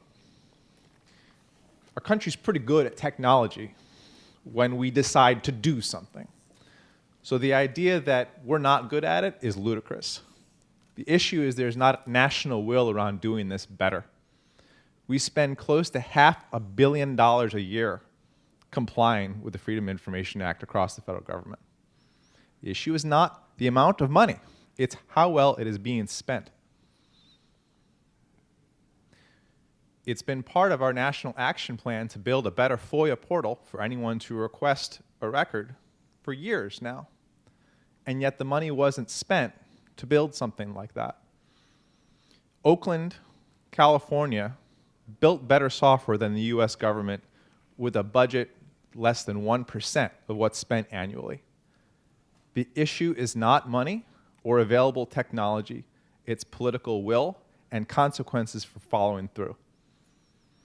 I hope that this council is willing to be frank and blunt with the failures in political will and to be focused also upon the issue of consequences for not following through. Today, ProPublica's reporters posted FOIA horror stories. I encourage you all to go and read them on their website. They talked about requests that took years to be denied. Years. This is not a matter of them not doing it right, not using the right language. It's not a matter of it not being in the public interest. This is a news organization that I think the world understands is focused upon good journalism. It's a matter of there being no consequences for the process being drawn out. And it's not clear, speaking of problems, what consequences there are for denying FOIA. We're actively monitoring a case in which we're looking at the former Secretary of State removing her records from the purview of FOIA. Is there a consequence for doing so? That's a big question. If it's not clear that there's a consequence, even minimally being embarrassed by the Justice Department or the FOIA Ombudsman, what should people think in the public? What should people think in the media community? What should FOIA officers think if there's no obvious consequence for not following through? So I'd bring that up. Alex, do you think consequences could be another category, or do you think it fits within the 6 that we have up there? I mean, look, if we're going to talk about proposed laws or policies, we just went through a legislative reform. The House bill had consequences. The US statute is somewhere between number 47 and number 51 in the world in terms of how strong it is. We could look, go look at the research of David Coulier, right, at University of Arizona, and see how strong our bills are compared to elsewhere. You could look at public records laws around different states and see how strong it is.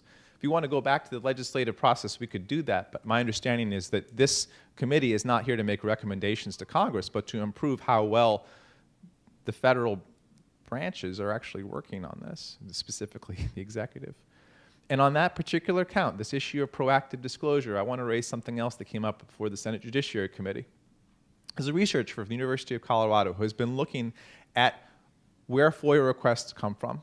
At some agencies there, the majority or the vast majority, they being the commercial requesters.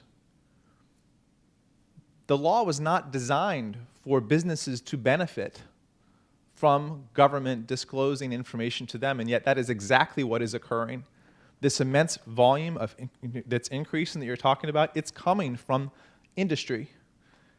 So where's the discussion about the use of FOIA logs to prioritize categories of information to be disclosed? Where is the connection to data.gov and open data programs in the administration's efforts in this regard? It's missing from this conversation, and it's not clear why. Where's the connection to enterprise data inventory, something the president ordered every single agency to put together in 2013 to categorize where everything is and make that available to the public and make the entire thing available internally so that when people are doing FOIA searches, it's not siloed across agencies, it's not siloed across departments. People can at least find these things. If you have agencies where the majority or vast majority of requests are coming from commercial requesters, maybe that's the stuff you should be putting online so that everyone can benefit and there isn't a differentiation between individual business entities who know where to ask for things and are putting this load, which then takes away from the capacity of all of you, if you are working on this issue, to respond. I'd say that's missing from the conversation. There's a lot of other things too, but I'm hoping to hear more about what you have to say. Anyone else who, oh, yep, go ahead, sorry. Good morning, my name's Noah Smith, and I just wanted to briefly touch on something that I think has been mentioned tangentially, but I just wanted to pull it out to the forefront. Because the committee was talking about efficiencies and using the resources we already have to make FOIA more effective. And I think that one area where we're probably seeing an efficiency loss is requests for records that have already been disclosed or have been proactively disclosed. Certainly, the requester making that request doesn't know that the records are out there, but I can also foresee a situation where the agency responding to the request doesn't know the records are out there. So then we're using the time and resources to process the request when that was really not necessary to begin with. So just maybe something that the committee could discuss, using technology to bridge this gap somehow. It's not really an area that I would know exactly how to address the problem, but I can see that over time when this happens again and again, we're actually losing a lot of efficiencies there. Thank you.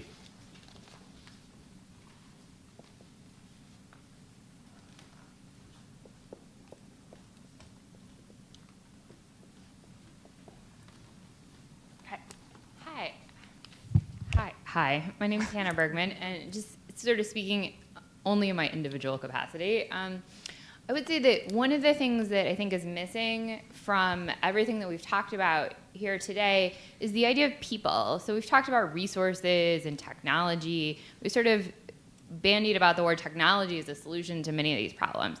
And that's great, except that you have to have the right people who actually understand what they're talking about, right? Like technology is just not one large bucket. And I really would encourage people to make sure that you're having conversations with software developers and data scientists about how to use technology effectively, because it certainly can solve, I think, the vast majority of these problems. But when we think about something like 508 as a barrier to accessibility, because we don't understand how you can just make documents actually accessible in a 508 compliance way, that's, I think, a real a place where we have a failing in making sure that we've got the right people in the room, right? It's not an overwhelming problem. It's not a problem without a solution. It's just a problem that we need to have the right people in the conversation. And so making sure we're using the right words to talk about what we need when it comes to technology, and we've got just software engineers and data scientists and developers here to help us through those problems.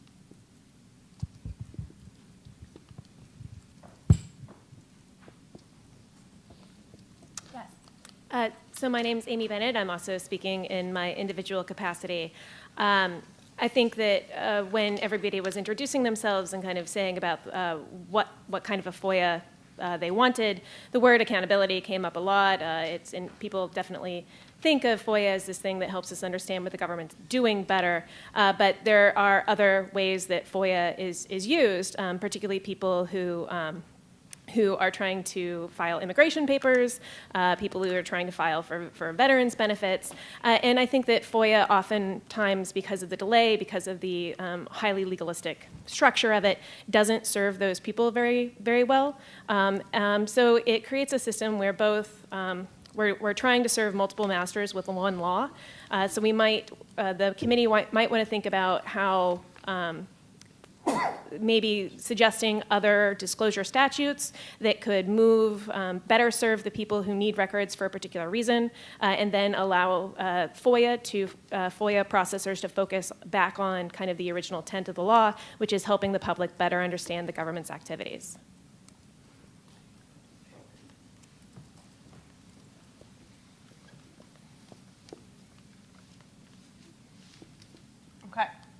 Anyone else from the public? Now we are going to turn to, in your packets, you have some red stickies. We're going to ask you to take one, and you're on your honor here. We gave you a lot of red dots, but we're asking you to take one.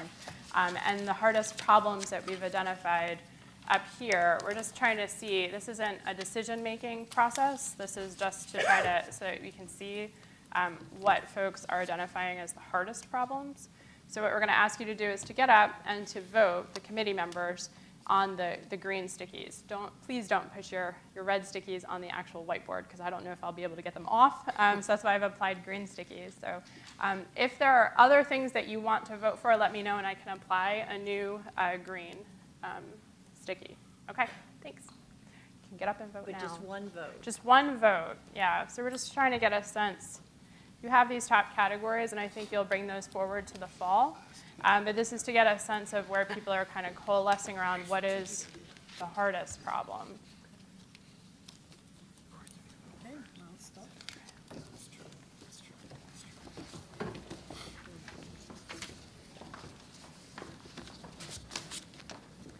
And if you want a new one, I can make a new one. If you're not satisfied with these categories,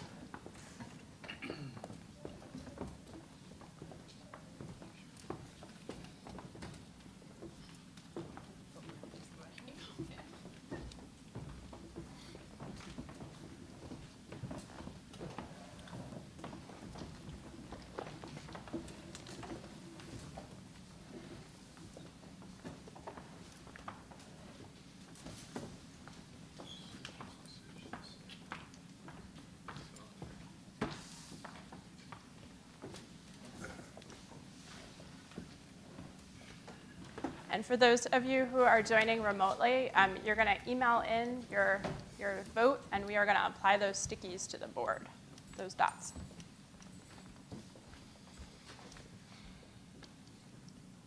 Okay.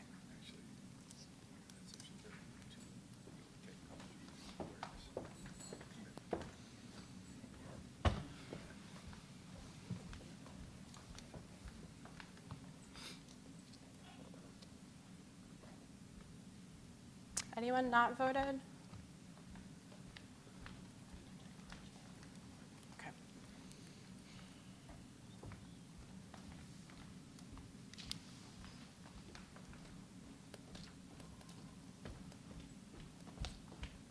Okay. All right, so all of the votes are in. So we have, let me actually count.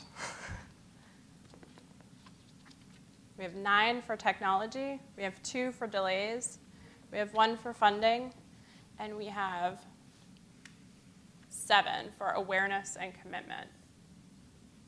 So the next phase, we're actually going to turn over here for this next part, and we're going to open it up for a more broader discussion about the committee and the committee's work over the next 2 years. So we want this to be a discussion of the committee members around 2 items.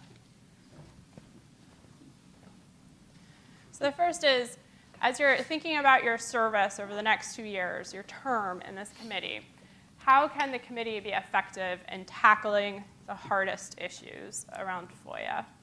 And the other question is, how do you think your work should be organized over the next 2 years? And in particular, the 4 folks who are returning from the first term, if you could share what you think worked and what you think could have actually been done better, that would be really helpful. And as you guys talk, I'll be writing notes on the board to capture what you're saying. So go ahead. Sure. So I thought about this a little bit, and basically I have 2 points to start with. One, from just remembering our work in the last 2 years, and looking back, I think one of the regrets I have is we got so focused on these extremely high-level issues like technology or accountability or proactive disclosure, we lost the stories about the actual FOIA requests, the actual FOIA requesters, the actual FOIA processors. Looking back, I don't think in the 2 years, and maybe I'm wrong, go through the minutes, I don't think we talked about an actual FOIA request and the information that it's shown once. So my one point is we don't want to lose track of that, and We want to, I want to use this as a place to show FOIA success stories. When an agency is doing good, how did you do it? How can we multiply it? And negative stories. If we have horror stories, like I've heard have exist, what is being done so that that does not happen again? I think we can't lose track of the actual FOIA request with the big picture. And the second point I would make is that I know that our committee meets quarterly, 8 times, 7 more after this.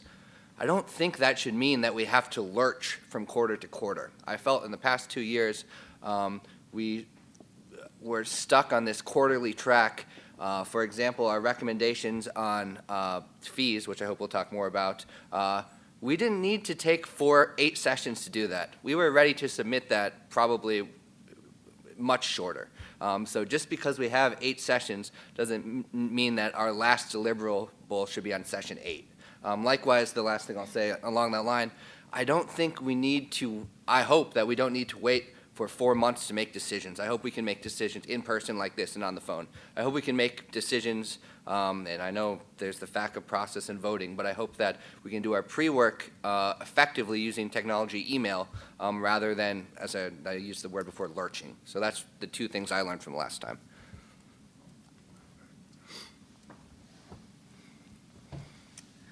So I'll jump in. I agree that, especially with one of Nate's points about the 3 months, there were times when it was a long 3 months to come back. It was not a lot of work, and I know the one thing I noticed in the presentation on how we were running, it's a minimum of once a quarter. It doesn't have to be once a quarter, and we might want to consider changing the schedule to maybe meet every 2 months for the first 6 months or something like that, and see if that's a better fit. We could always change it after that, but I would agree that it created inconsistency in the discussion, and to meet a little bit more often would probably be better. The other thing I think is we need to be focused as we're discussing these things really on recommendations. I think some of our work the first time around was investigatory, it was informative, but we didn't really drive it home to say we have to deliver recommendations. And I know they're only recommendations to the archivist, but they are recommendations that will be looked at by Congress, by the administration, by DOJ. I mean, these are still recommendations that are going to be heard by others, and I think we have to keep that in focus from the very beginning. And if we can get recommendations set, it doesn't have to be at end of 2 years. That's our recommendation. If we can set recommendations at the end of 1 year on some of these issues, then we can have another subcommittee on something else.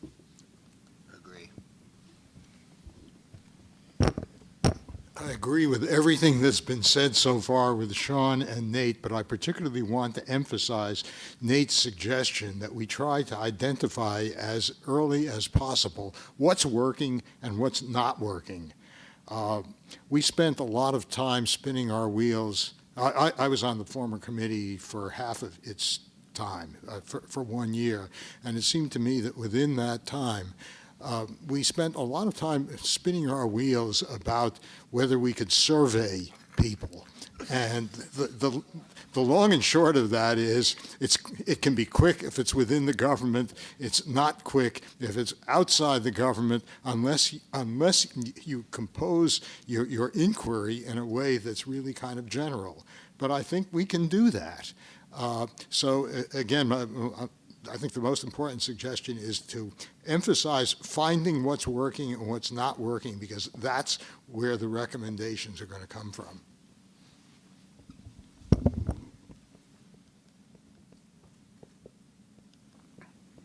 This is Tom Sussman. I guess taking Ms. Smith's suggestion of looking backward in order to be able to see the future or move forward. I did read the report last year, and I guess I was struck. Great work done on fees. I'd like to suggest perhaps that the group might agree that at our next meeting, I'm sorry he got away without our asking him, but that the OMB director brings someone over here to brief us on where they are. A lot of people spend a lot of time on some good recommendations. Is it a black hole? Do we want to, do we have to look forward to that happening to the next set of recommendations? And so I guess I suggest it may be even appropriate for a motion that the archivist invite the OMB director to come or send a representative to discuss with the committee, report on where they are, and perhaps have an interactive discussion on that recommendation. The other major amount of time spent by the advisory committee last year was on proactive disclosure without a recommendation.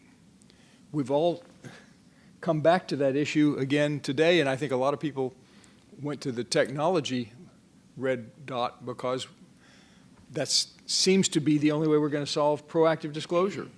And yes, maybe it will require a legislative recommendation. I think that law is still up there in terms of that's part of our mission. Maybe we do have to figure out, is there a way around 508 through changes in the law or through technology? But if that's the obstacle, then we've got to confront it rather than simply say, oh, that's a problem, and then go on. And then accountability is the last one on that. I mean, I kind of fell off my chair when I read the paragraph of the report that talked about OIP issued guidance, distributed a checklist to help agencies on proactive disclosure. Quote, while the guidance is beneficial, there is no evidence that agencies are following it. Okay? So why recommend more guidance and more, precatory recommendations to the agencies when they're not following the agency that is charged by Congress to give them guidance today? What do we do about that? I mean, if we can't solve the people problem until we can get some accountability for compliance with existing guidance. So those are my looking back remarks.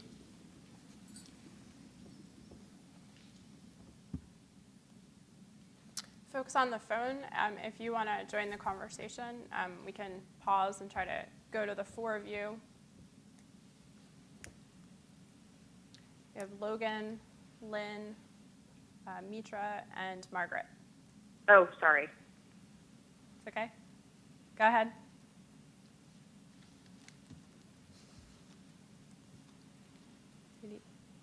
Speak. Not sure if they're there and talking or if we're maybe. Okay, sorry. Back to the room. If they start talking, we can let them interrupt.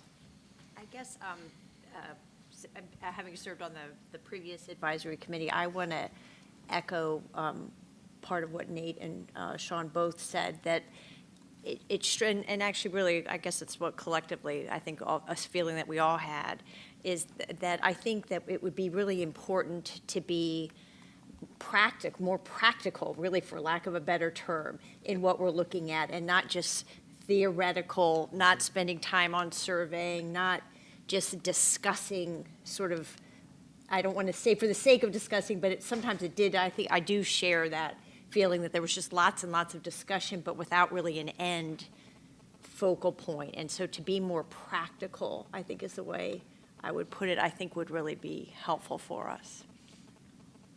And to that point, we keep talking about technology in this generic sense, this technology thing, and I think one or two people have made this point that technology really is a subcomponent of all of these other activities.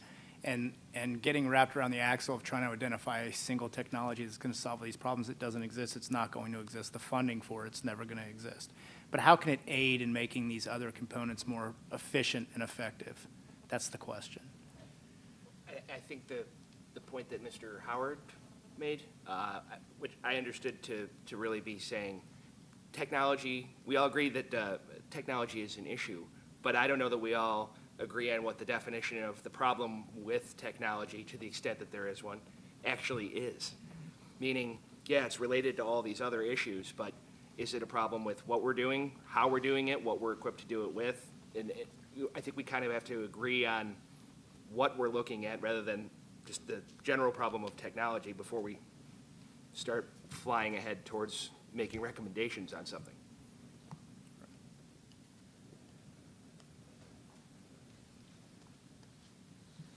The other the other one up there that has a lot of red dots is awareness and commitment.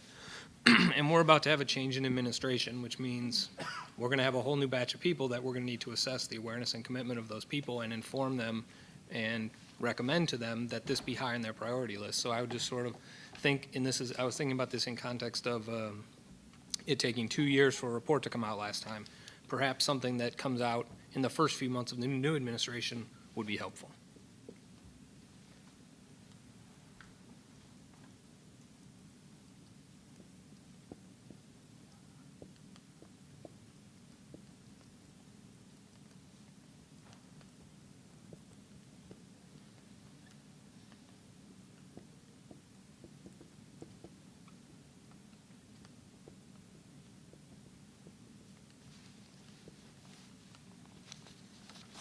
Do the folks on the phone want to chime in at all? I'm going to try again. I hope you guys can hear me. This is Mitra Abdullahi. The thing that strikes me in my experience with similar types of groups which aim to accomplish tasks is just the importance of having some internal mechanisms for our own accountability, maybe internal deadlines or some kind of sense of what we would like to produce. And I agree, I think it was Nate who said it first, but I think it's an echo, that it would be great if we do not feel overly beholden to a quarterly kind of timeline. I think there's a lot that could be done, discussed, and agreed upon in shorter timeframes than that. And we obviously can use email, and I'm looking at you all on the YouTube now, so there's all kinds of really fancy ways that we can interact with one another without waiting too much in between our specific meetings.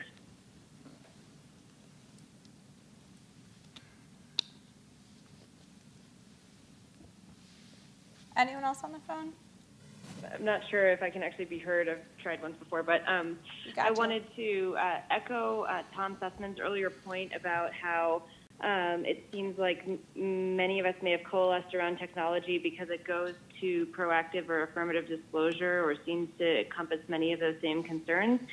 And, having read over the report from the Proactive Disclosure Subcommittee from last term, it seems like while specific recommendations didn't come out, there's a good foundation there, and I really think that would be one area for this next term to continue rather than change course, and try to build on that work to reach specific recommendations in that area. And so I think that would be one of the most important points for me.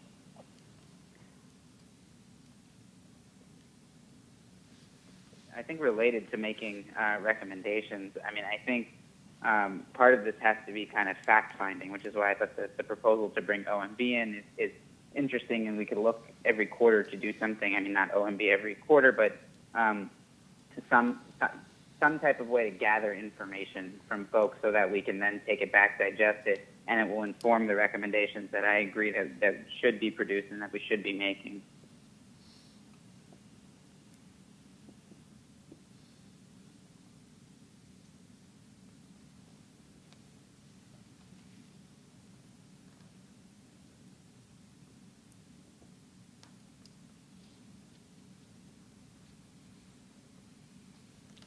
Anyone else?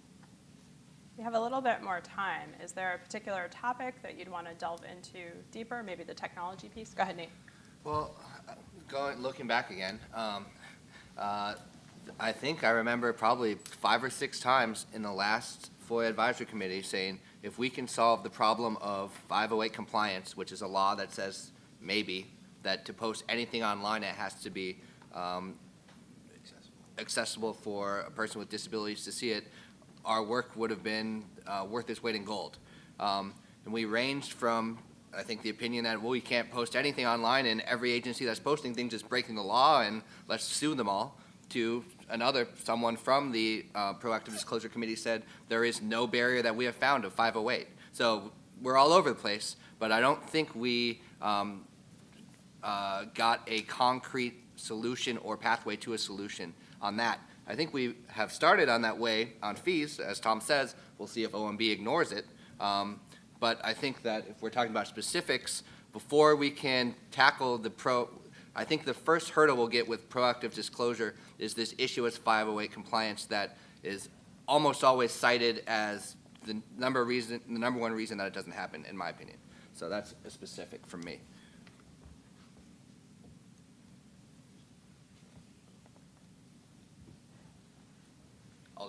Sure, I get another one too. If we're talking about specifics, technology is very broad. One thing that isn't broad is search technology. What agencies are still using, we have an email search, go to your computer terminal and print it if it wasn't automatically deleted, and let's look at the paper, to what agencies have state-of-the-art Gmail-like or Gmail, I don't know if I'm supposed to say state-of-the-art email systems that a FOIA person can search quickly within 5 minutes in what takes 5 days or 5 months. So if we're talking about specifics in technology, another of the barrier ones that are stopping us is inefficient searches that FOIA shops can do. And what are those, and how can we make it so that all 100 agencies get them yesterday?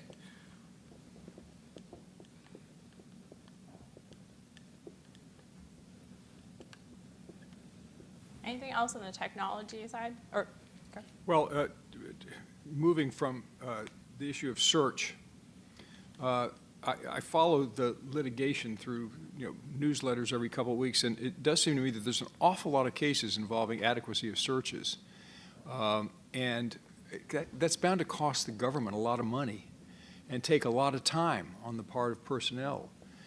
So that hasn't come up before, but I mean, and I don't know that it's technology, but it does seem to me that that's a systemic problem that if we could be creative and come up with some new approach that helps agencies and requesters get along during the search process, we could save a lot of time and money, and court time, because I think that's the single most frequent issue that comes up in cases as I follow them over the last few years.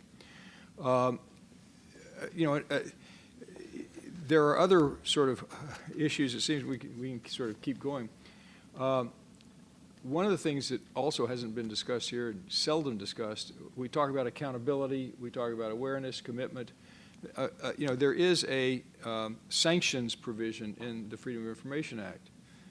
It's never been used, probably shouldn't be used, but is there anything that we can learn from the process elsewhere or at the state level that could inform, this is a dangerous thing to say with the majority of government representatives around the table, that could, let's say, encourage greater individual accountability on the part, not just, it's not the FOIA officer doing it, it's really usually the program person or the political person who makes a decision, that there ought to be some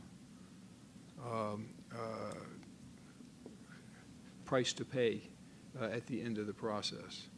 And I think I disagree a little bit with the comment about fact-finding. This is a great committee to do fact-finding. We have, looking through the reports, like there are 2 or 3 agencies with overwhelming numbers of requests, and I bet Homeland Security is probably mostly immigration-related, Veterans Administration, Justice, immigration. These are sort of finite problems, and yes, OGIS and OIP have suggested audit mechanisms, but this is self-help. Maybe some of the agencies that have some of these major problems with sets of issues, sets of data that you can't just put up online because of privacy issues, but there are other ways of addressing it. We have some awfully experienced people around the table who might be able to be helpful. And geez, if we could just take the top 3 agencies and really make an impact on their ability to manage those humongous request loads, that would be quite a contribution.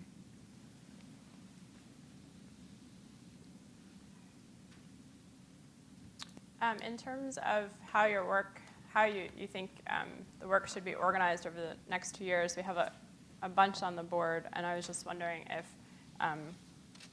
if the committee wanted to discuss any further the development of subcommittees, kind of leading into your next meeting, what is it that folks are interested in doing. Because we've actually heard an idea about maybe creating one subcommittee, issuing recommendations, and then moving on to the next subcommittee.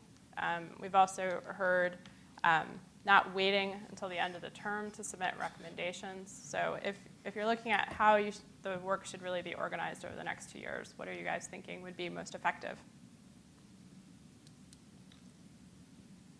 And I just want to clarify, when I had said having a subcommittee finish up and then moving on to the next, I didn't mean that we would only have one subcommittee at any one time. I meant we might have several subcommittees, but one might finish up in 6 months, and we might form another one if we like the idea of having 3 or 4, however many that we think we want to have running at one time. But it felt like in the last session for the last term, we had 3 subcommittees, and they ran for a straight 2 years. Okay.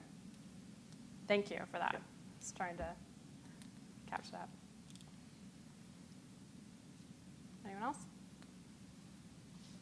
I think it might be even going back on what I said about lurching from term to term, I think it might be good to give it some thought and discussion rather than deciding right now. It's a big decision. I think last time, I wouldn't want to decide, snap decision, and then realize halfway through, we might not be able to impact an actual change with what we just selected. So that's my feeling. Yeah, and that's one of the reasons why we structured this, so you guys could have this brainstorming, you could kind of see what you were coalescing around, but not make those decisions about the committees today. Because in the first meeting 2 years ago, you kind of did the brainstorming, and the top 3 were what became the committees. So we did want to give more flexibility this time for greater thought and thinking about what this would look like. If it's helpful for folks, if you want to brainstorm right now about committees and subcommittees, we can do that. And I can take notes. Anyone with recommendations on actual committees or subcommittees? Does it make sense to have a 508 subcommittee? That seems to be kind of at the heart of the proactive disclosure and technology and sometimes administration delay, et cetera. And from what I hear, I haven't looked at it, but from what I'm being told is that it may not be as big a problem as people think it is. It may be a bigger problem than people think it is. It may be a problem that can be solved easier than people think it can be. I mean, I don't know the answer. All I know is derivative information, but it seems to be a problem. I can say that when we, that maybe one thing we do, there are designated offices, there is an access board that has responsibility for 508. Maybe before we say we have a subcommittee on this, we do something like ask a representative from that access board to come and brief the advisory committee about how 508 works. Like that's sort of a way we could proceed with something that's concrete and gets us somewhere right from the start, and instead of people, because we did try last time the Proactive Disclosure Committee was supposed to be looking at 508, but my suggestion would be we have somebody from the Access Board come and brief us. But that's slowing things down. I mean, why don't we have the subcommittee go to the Access Board? That can be done in the next 60 days rather than waiting as much as 3 months to even hear what the story is. To have been asked this question. Oh yeah, they're capable of an briefing, answer. but I guess I'm going with the idea that we don't have to wait 3 months to have somebody come and brief the committee. We get an invitation, find a date, and convene the committee to have the person here. But I mean, it could. I'm just saying something like that strikes me as again a more practical way to proceed. Let's get some facts in front of us.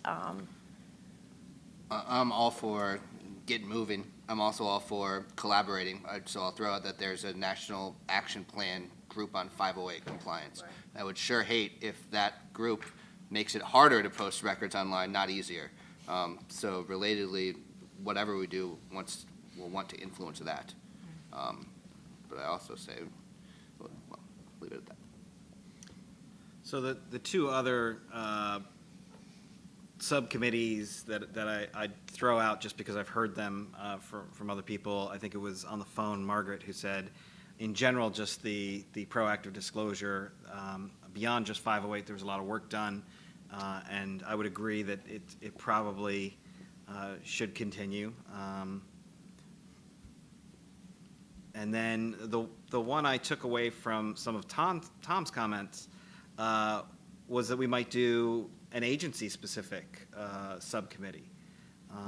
You know, he was talking about we have some big agencies with big problems, and if we could help examine that and provide some potential solutions or something like that, it could have a big impact on the overall administration's FOIA performance. And so, maybe we should have a rolling agency subcommittee that looks at, for a period of time, a particular agency and sees if we can come up with recommendations for them.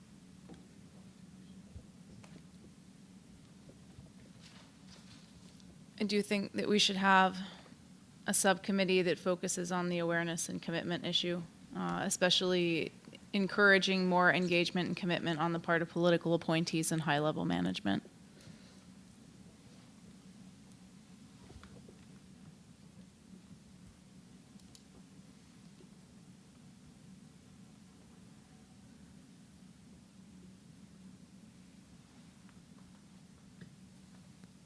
I think that makes a lot of sense, especially connecting up with James' earlier point about we're having a change in administration. And so if we could do something on that, even if the whole committee doesn't wrap up in the next 6 months, let's say, if it could come out with something for the next administration in the next 6 months, that could be very timely. So we're sort of suggesting that we did have a welcome packet, if you will, ready on this topic when the administration changes. Pretty much, yeah.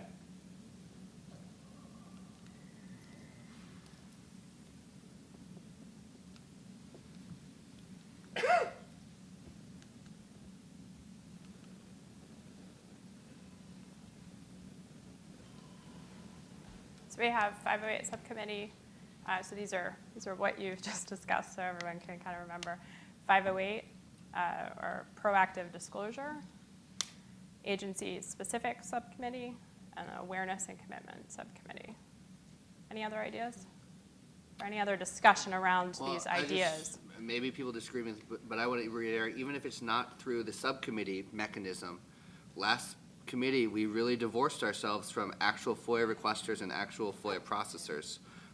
And maybe we don't need a subcommittee for that. Maybe we can do it meeting by meeting.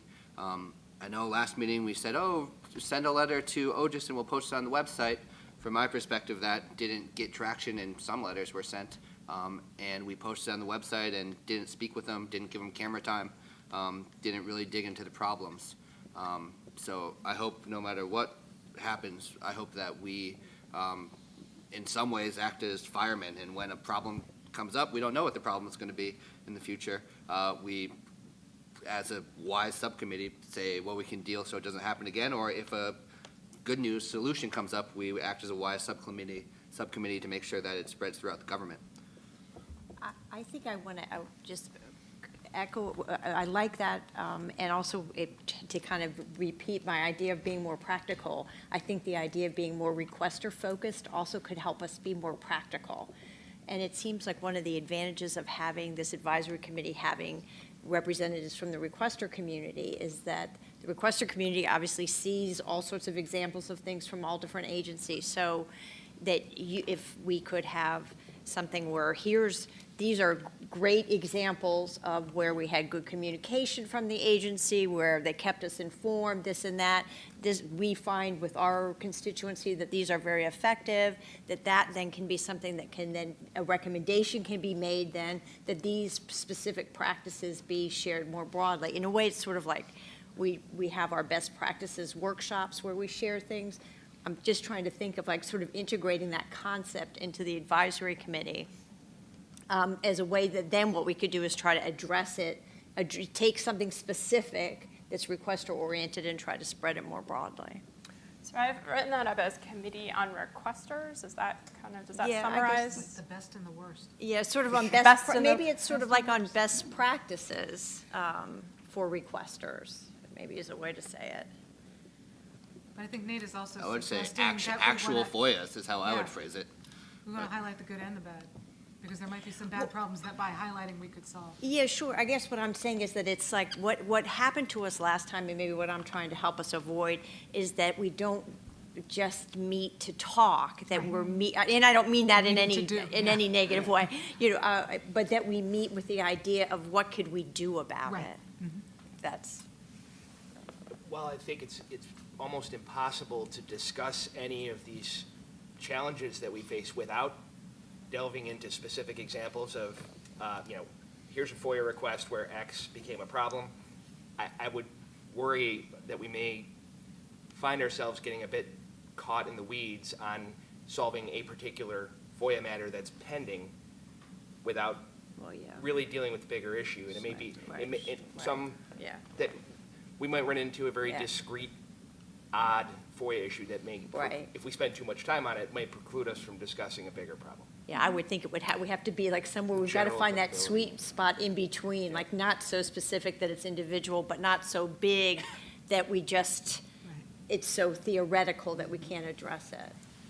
So we have a few more minutes before we're going to turn to public comments. I just want to make sure everyone at the table, some of you we haven't heard that much from, so if you want to share your thoughts on either of these questions or the subcommittee brainstorming. I probably just need a little bit of clarification on whether or not the previous oversight and accountability. Speaking of the microphone. There Can you hear me now? Yeah, now we can hear you. Just need a little bit of clarification. This is right now, by the way, on whether or not the previous oversight and accountability committee, subcommittee, is it all related to what's on the board now for awareness and commitment? It seems to me that with awareness and commitment, we were talking about leadership buy-in, a lot about leadership buy-in. And I think that that's really kind of connected to oversight and accountability. So I didn't want to say that we should have or restart or reignite the oversight and accountability subcommittee if it's already going to be included in the awareness and commitment subcommittee. I think I was on it. I think Sean might have. I mean, do they? Is that at all related? They are. Think? I think they're very okay. related. Okay. So I just want to make sure that we can further address those issues. It doesn't look like there was a recommendation that came out of that subcommittee, and I think that might be necessary. So this awareness and commitment subcommittee is really based on the title that I put here, but if you'd like to change it, maybe to oversight and. No, I like it. You like That's it? good. You like awareness and awareness and commitment subcommittee, and we're acknowledging kind of the relationship that has with the previous committee on oversight and what was the second one? Accountability. Anyone else we haven't heard from at the table?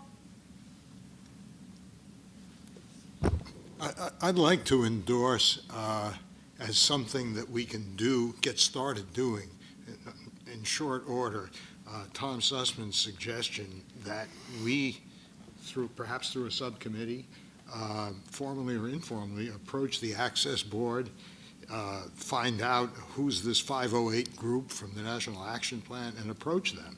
We don't have to wait for any more meetings.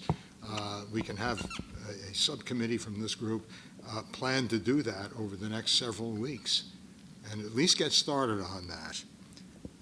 And on Raynell's comment, the report addressing those matters says various things demonstrate current oversight approaches are insufficient and not improving the FOIA programs throughout the government. The first step to improving FOIA oversight and compliance is acknowledging that the current oversight methods are not sufficient. After this, we can begin to endeavor to create a regime that efficiently and comprehensively ensures oversight of FOIA is being correctly administered with a presumption of disclosure. So it seems to me that an approach to that is a follow-up to what was noted before, but it definitely needs follow-up in some form. And of course, we all know what's happened with the presumption, well, not what's happened, but at least what FOIA now says about presumption of disclosure. So some follow-up to whether the recent legislation is actually being observed and whether it's making a difference might be worthwhile. Oh, and I'm thinking with regard to 508 compliance and proactive disclosures, I think that we're fooling ourselves if we're saying that that's the only issue that's keeping proactive disclosures from going forward. Doing proactive disclosures the right way is really going to take some commitment, and it's going to take some money going behind it, and it's going to take skill sets much like the FOIA the FOIA employees working on the proactive disclosure end as well. So I think we need to make sure that we're involved in that discussion on proactive disclosures. One more comment. I spoke before about survey situation, but there are other ways to get information from the general public. One thing we can do, I don't know how long it takes administratively to get it started, is that this committee can set up a public hearing specifically for the purpose to hear from one, not that way. Publicize what your topics were, your questions were, so people could, it's like a workshop kind of idea, right? That you say, okay, these are the 5 questions we want the public to answer for us, please come and tell us, and we sit here and listen instead of talk. And just as a technical matter, and thinking of the Paperwork Reduction Act, you don't want to say we have 5 questions. We have Well, we need 5 5 topics. Yeah, But this is the kind of thing that paperwork reduction lawyers get hung up on. If you the point is that there are workarounds for these things, and there are ways to set up, whether we call it a workshop or a hearing. The main part of my suggestion about this is that it has to be focused on that and not just an incidental part of our quarterly deliberations. I just feel like I have to say, it just strikes me that it's going down the same rabbit hole or the same morass that happened last committee. We went through the idea of survey. We spent a lot of time discussing it, then we did do some surveys. I don't really, speaking from the DOJ's perspective, I feel like we know the areas, we're certainly all well aware of areas in FOIA that need improvement and areas where we want to see improvements. And so it seems to me like the benefit of the advisory committee is to try to find solutions. So, and that's what, like at the end of our first term, we had an actual recommendation to do something. And so I just fear that if we spend a lot of time, like we've already identified things. Not that I'm saying I don't think we need to hear from the public, of course it's good to do that, but we know delays, all these different things, technology, we know areas that could be improved. Can't we just start with those and start trying to think of how we can better them, fix them, address them, improve them? My suggestion was intended to respond to the various comments others have made about talking to the requesters to find out what's happening at the ground level. Well, and it was solely for that purpose, and maybe we should make a decision, do we want to do that or not? Here's maybe sort of a simpler idea for purposes of accomplishing exactly what you're suggesting, but I think the logs which are public of the good work being done by the Office of Government Information Services contain sort of a non-exhaustive list of individual problems that people are encountering. And so there's really some, I think in terms of defining the problem, that's the easier part, and then figuring out how are we going to go about making practical recommendations to actually do a thing, that's the hard part. If we belabor the first, the latter is going to be impossible.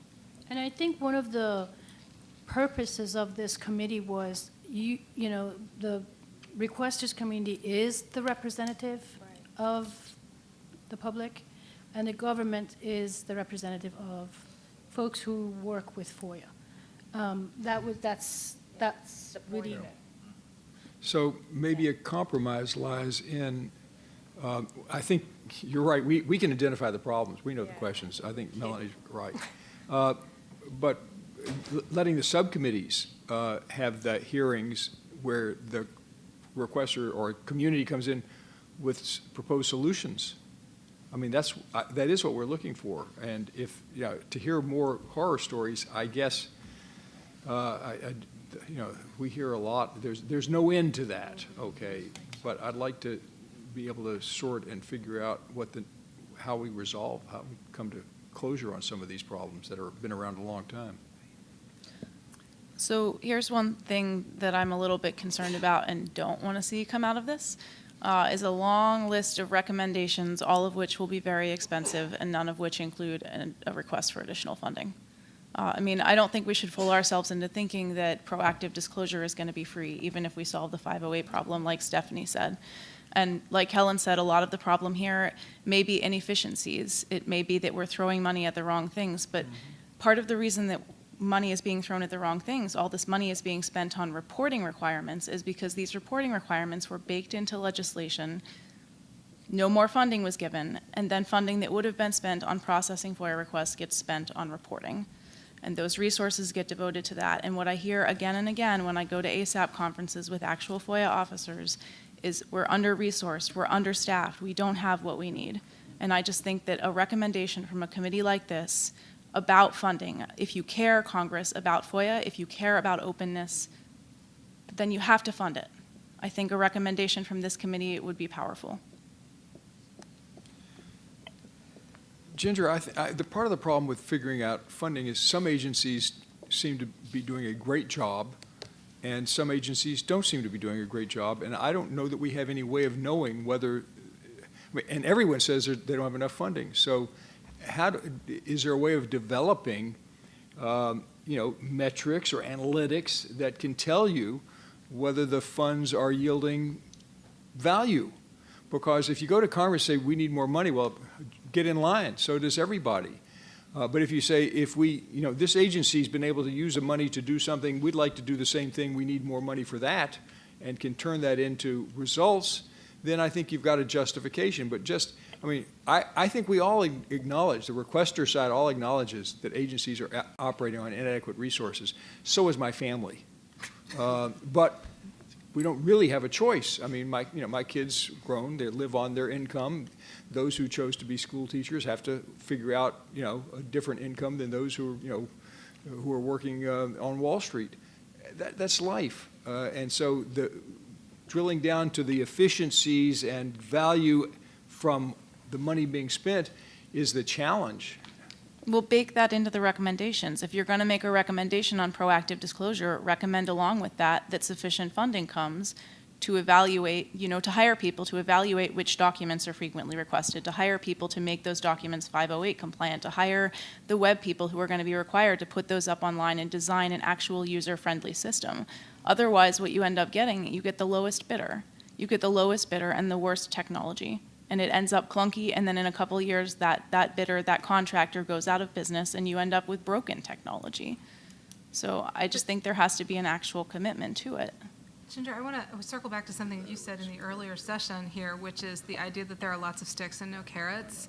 So one of the things I observed in my travels was that there is no incentive for me as a government employee to do well at FOIA, because the better I do, the less money I get. Which is a problem throughout the government, but in a compliance context like FOIA or privacy and records too, it's just death. Like, you almost want to skew your stats to be bad so that you make sure that you're not losing what you already have. So if we start to talk about recommendations about funding, rather than saying more, how about, how do we make this responsive for the agencies and the FOIA folks out there who are doing innovative things, who are making more of the lemons they're getting?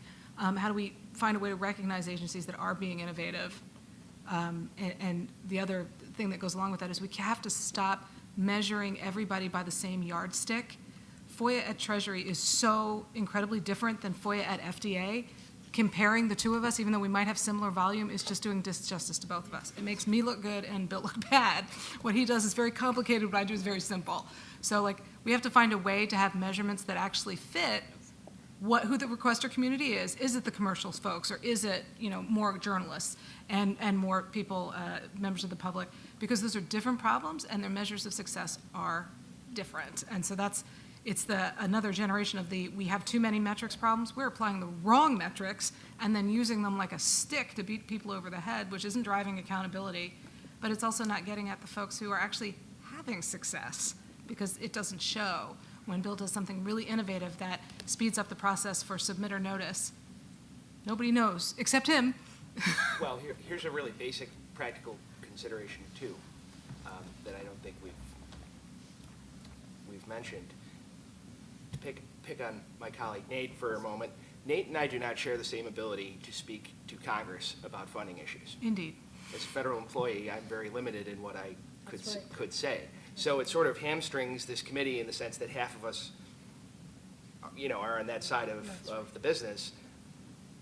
And in terms of if we're determining where we want to spend our time, I think that's something we should think about. Nikki, do you want to go to public comments at this point? I do. I think it's time.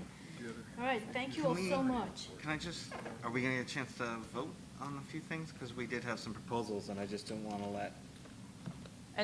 It's up to you guys. It's up to you guys. if- I think at the beginning I said our next homework is, for the next 3 months, is to think about these topics and then, come prepared in October in order to vote on what we've identified here, and then, form subcommittees. But if you all feel that we can at least vote on some of these topics, by all means, I mean, I let's don't do even it. know if some of them require a vote. I mean, inviting someone from OMB to the next session. That one I would like to maybe move I on. thought was a very good idea, and I didn't want to have that be 3 months from now, we vote to then, 3 months later, invite the person. On the 508 outreach. That we designate somebody to conduct that outreach, so we can have something back in 3 months. Okay. And then I would at least put out there that maybe we could actually do our homework in 2 months rather than 3 months and get back together in a little shorter time frame. Everybody okay with that? Could I have a show of hands? What is the that? Which, So well, do- how about I- for- maybe first do- two? Sorry. How about Invite- for inviting OMB? I invite propose we OMB. invite OMB. And that's to brief on fees recommendations? Right. On the I fees have a question recommendation. about that. Didn't the archivist say that that's still in his hands? That's what I heard, It's too. not at OMB yet. That's what I heard, too. Presumably OMB, someone there is aware of it, but I Well, I thought guess the we need to hear archivist that said. officially then. No, I think the archivist, I heard him say that as well, that he was considering the recommendation. That was part of his remarks this morning. Well, should we vote? Should we I mean, reaffirm the recommendation and move that the archivist send it to OMB? or hear more about the considerations, or hear that we're not allowed to hear what the considerations are? Well, if If he we had- hasn't by the next time we meet, he'll have a chance to tell us. I like your idea. Yeah, I heard him mention it as Yes. well. I mean, we could look at the transcript. No, he did. So he said that he So I would is like to make a considering motion how best to do it. that the advisory committee reaffirm the recommendations of the last advisory committee concerning OMB's development of updated and new fee guidelines, and that the archivists transmit the recommendation to OMB so that OMB can come back at our next quarterly meeting or at our next meeting to work with us on how they're going to be implementing it, Second. or whatever English language translation comes out. at I the mean, end. I would, go ahead. Could I have Kate to just I give was us? just gonna say that because we have 4 people on the phone, it might be better to do a voice vote where Nikki can ask yay and then nays and see. Because we can't see, obviously, a show of hands with 4 people on the phone. So let's repeat the motion. Sorry about that.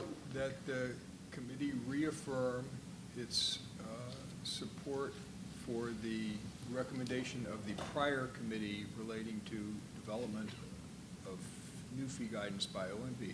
Maybe speak into the microphone a little bit more, so the folks who are on the phone I can gotta do it a really third clearly time now. hear the motion. It'll be really concise. Oh, That I move that the advisory committee reaffirm its support for the recommendation of our predecessor committee relating to the OMB development of new fee guidelines, and that the archivist forthwith send that recommendation to OMB with a request that OMB report back to the committee at its next meeting about how it intends to implement that recommendation. Folks on the phone, could you please say your vote? Let's start with Logan.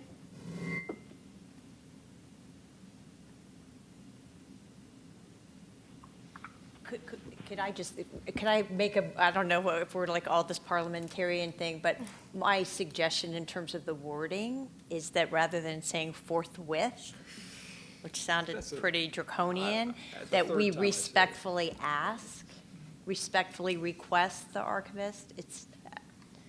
It seemed to me. Accepted. It's diplomatic. It seemed to me more diplomatic. I like that. Folks on the phone? Mitra says yay. Okay, so we have one yes. Anyone else? Margaret? You can tell me. Okay, why don't you, the folks on the phone, email Kate with your responses. Okay. Members on the committee, could I have a show of hands? Favor? In favor? 1, 2, 3, 4, 5, 6, 7, 8, 9, 10, 11, 12, 13, 14, 15. Okay. Okay, and the next item that you were going to motion for? It wasn't all in the same motion? I'm sorry. No, the other one was, No. so I motion. You did, I'm Yes, sorry. I did I'm that. sorry. That's okay. I motion that, and I don't know if anyone wants to volunteer, but that, that I, and a couple of people, I don't know, that a handful of people reach out to the Access Board and have a discussion about 508 compliance, and be prepared to report back on that discussion at the next meeting. Next meeting. All in favor? Do you want to include this National Action Plan 508 group, Yes. whatever Them that is? too. Yes, them as well, yes. Sean, is the idea that whoever does the outreach would report back? Are we inviting Yes. them to come and speak like OMB? I think it would be easier if some members went and spoke and had a discussion, and then came back, rather than try and make sure that they could make it to this meeting. It would probably be a little bit easier. But that shouldn't foreclose those No. folks offering to come Sure, and sure. enlighten us. Well, I'll join Sean as a co-member of this endeavor. So, All in favor, raise your hand. We have 1, 2, 3, 4, 5, 6, 7, 8, 9, 10, 11, 12, 13, 14, 15. And folks on the phone, please email Kate.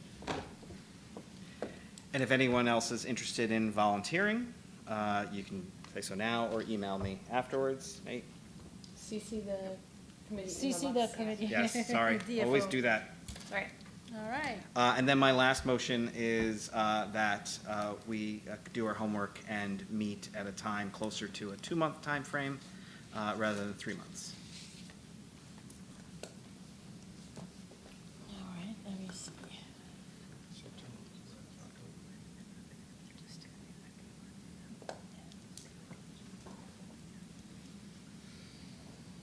Oh, I'm just thinking now, when we say September, it's the end of the fiscal year, it's a particularly bad time for agency reps, And I'm not who are really closing sure. out FOIA requests fast and furiously the last month, which is a good thing. I'm just saying that, and I don't know if it's logistically difficult to pull it off. Well, can't we do our homework without having a formal meeting and diligently, frankly, the last committee, sometimes we had problems with emailing each other regularly. And I don't think that will happen this time. should we create a formal subcommittee now on that subject? And we've got 2 chairs, and we've got some volunteer members, and the subcommittee can hold a meeting if you feel you need more to engage more people. Are you talking about on the 508? Yeah. I was more talking just in general to try and speed things along a little better on other issues coming up within the other subcommittees rather than waiting 3 months. But and if 3 months is difficult, for OGIS or 2 months is difficult for OGIS to shift to right off the first meeting, then I understand. So I will withdraw my motion until the next meeting, and then I will start talking about a different. For the next meeting? Yes, October 25th is our next meeting.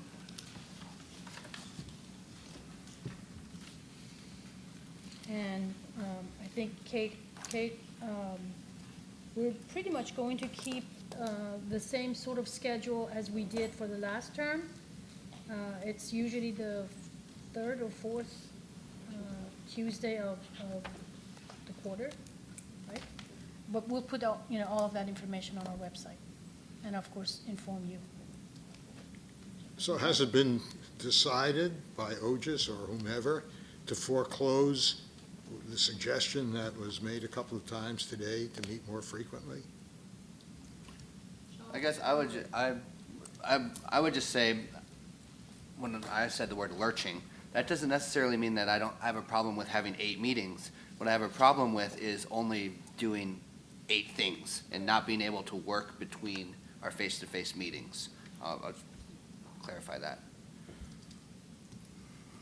If it's okay, it's best for us to meet at our next set meeting, which is in October, and then if there is a request that we would meet, more, then, at that time, we can make a decision. Well, it sounds to me like the problem was the subcommittees weren't meeting enough. I mean, this entire committee doesn't have to come back together but the next 8 times, but the subcommittees can meet as often as necessary. Yep. Yep.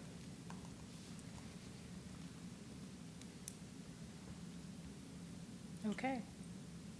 All right, so at this time, I would like to turn to the members of the audience. For the next 10 minutes, we will take some comments, and as I said earlier, please, I request that those questions or comments, please approach the microphone and identify yourself or affiliation of your agency.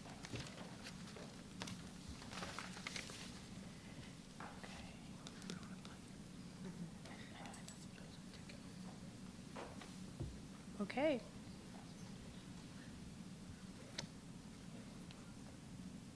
Right, I guess we don't have anyone here. People are tuckered out. Yeah. Thank you all for your work today. I think we have a great list, an area to examine, and I thank you all for your input. As I noted at the beginning of the meeting, we will form subcommittees during our next meeting. Your homework is to think about which of the areas that we've identified today you think offers the greatest area of opportunity and the leadership that you would bring to the committee. Thank you again, and we will see you all at our next meeting, Tuesday, October 25th. We will post our future meeting dates on our website so that you all know when the meetings are being held. And if you have any questions, concerns, please email Kate at the email address that she put up on the on the screen. And the meeting is adjourned. Right? Thank you. Thank you. Thank you all. Sorry about that. No, that's okay. Let me tell you, we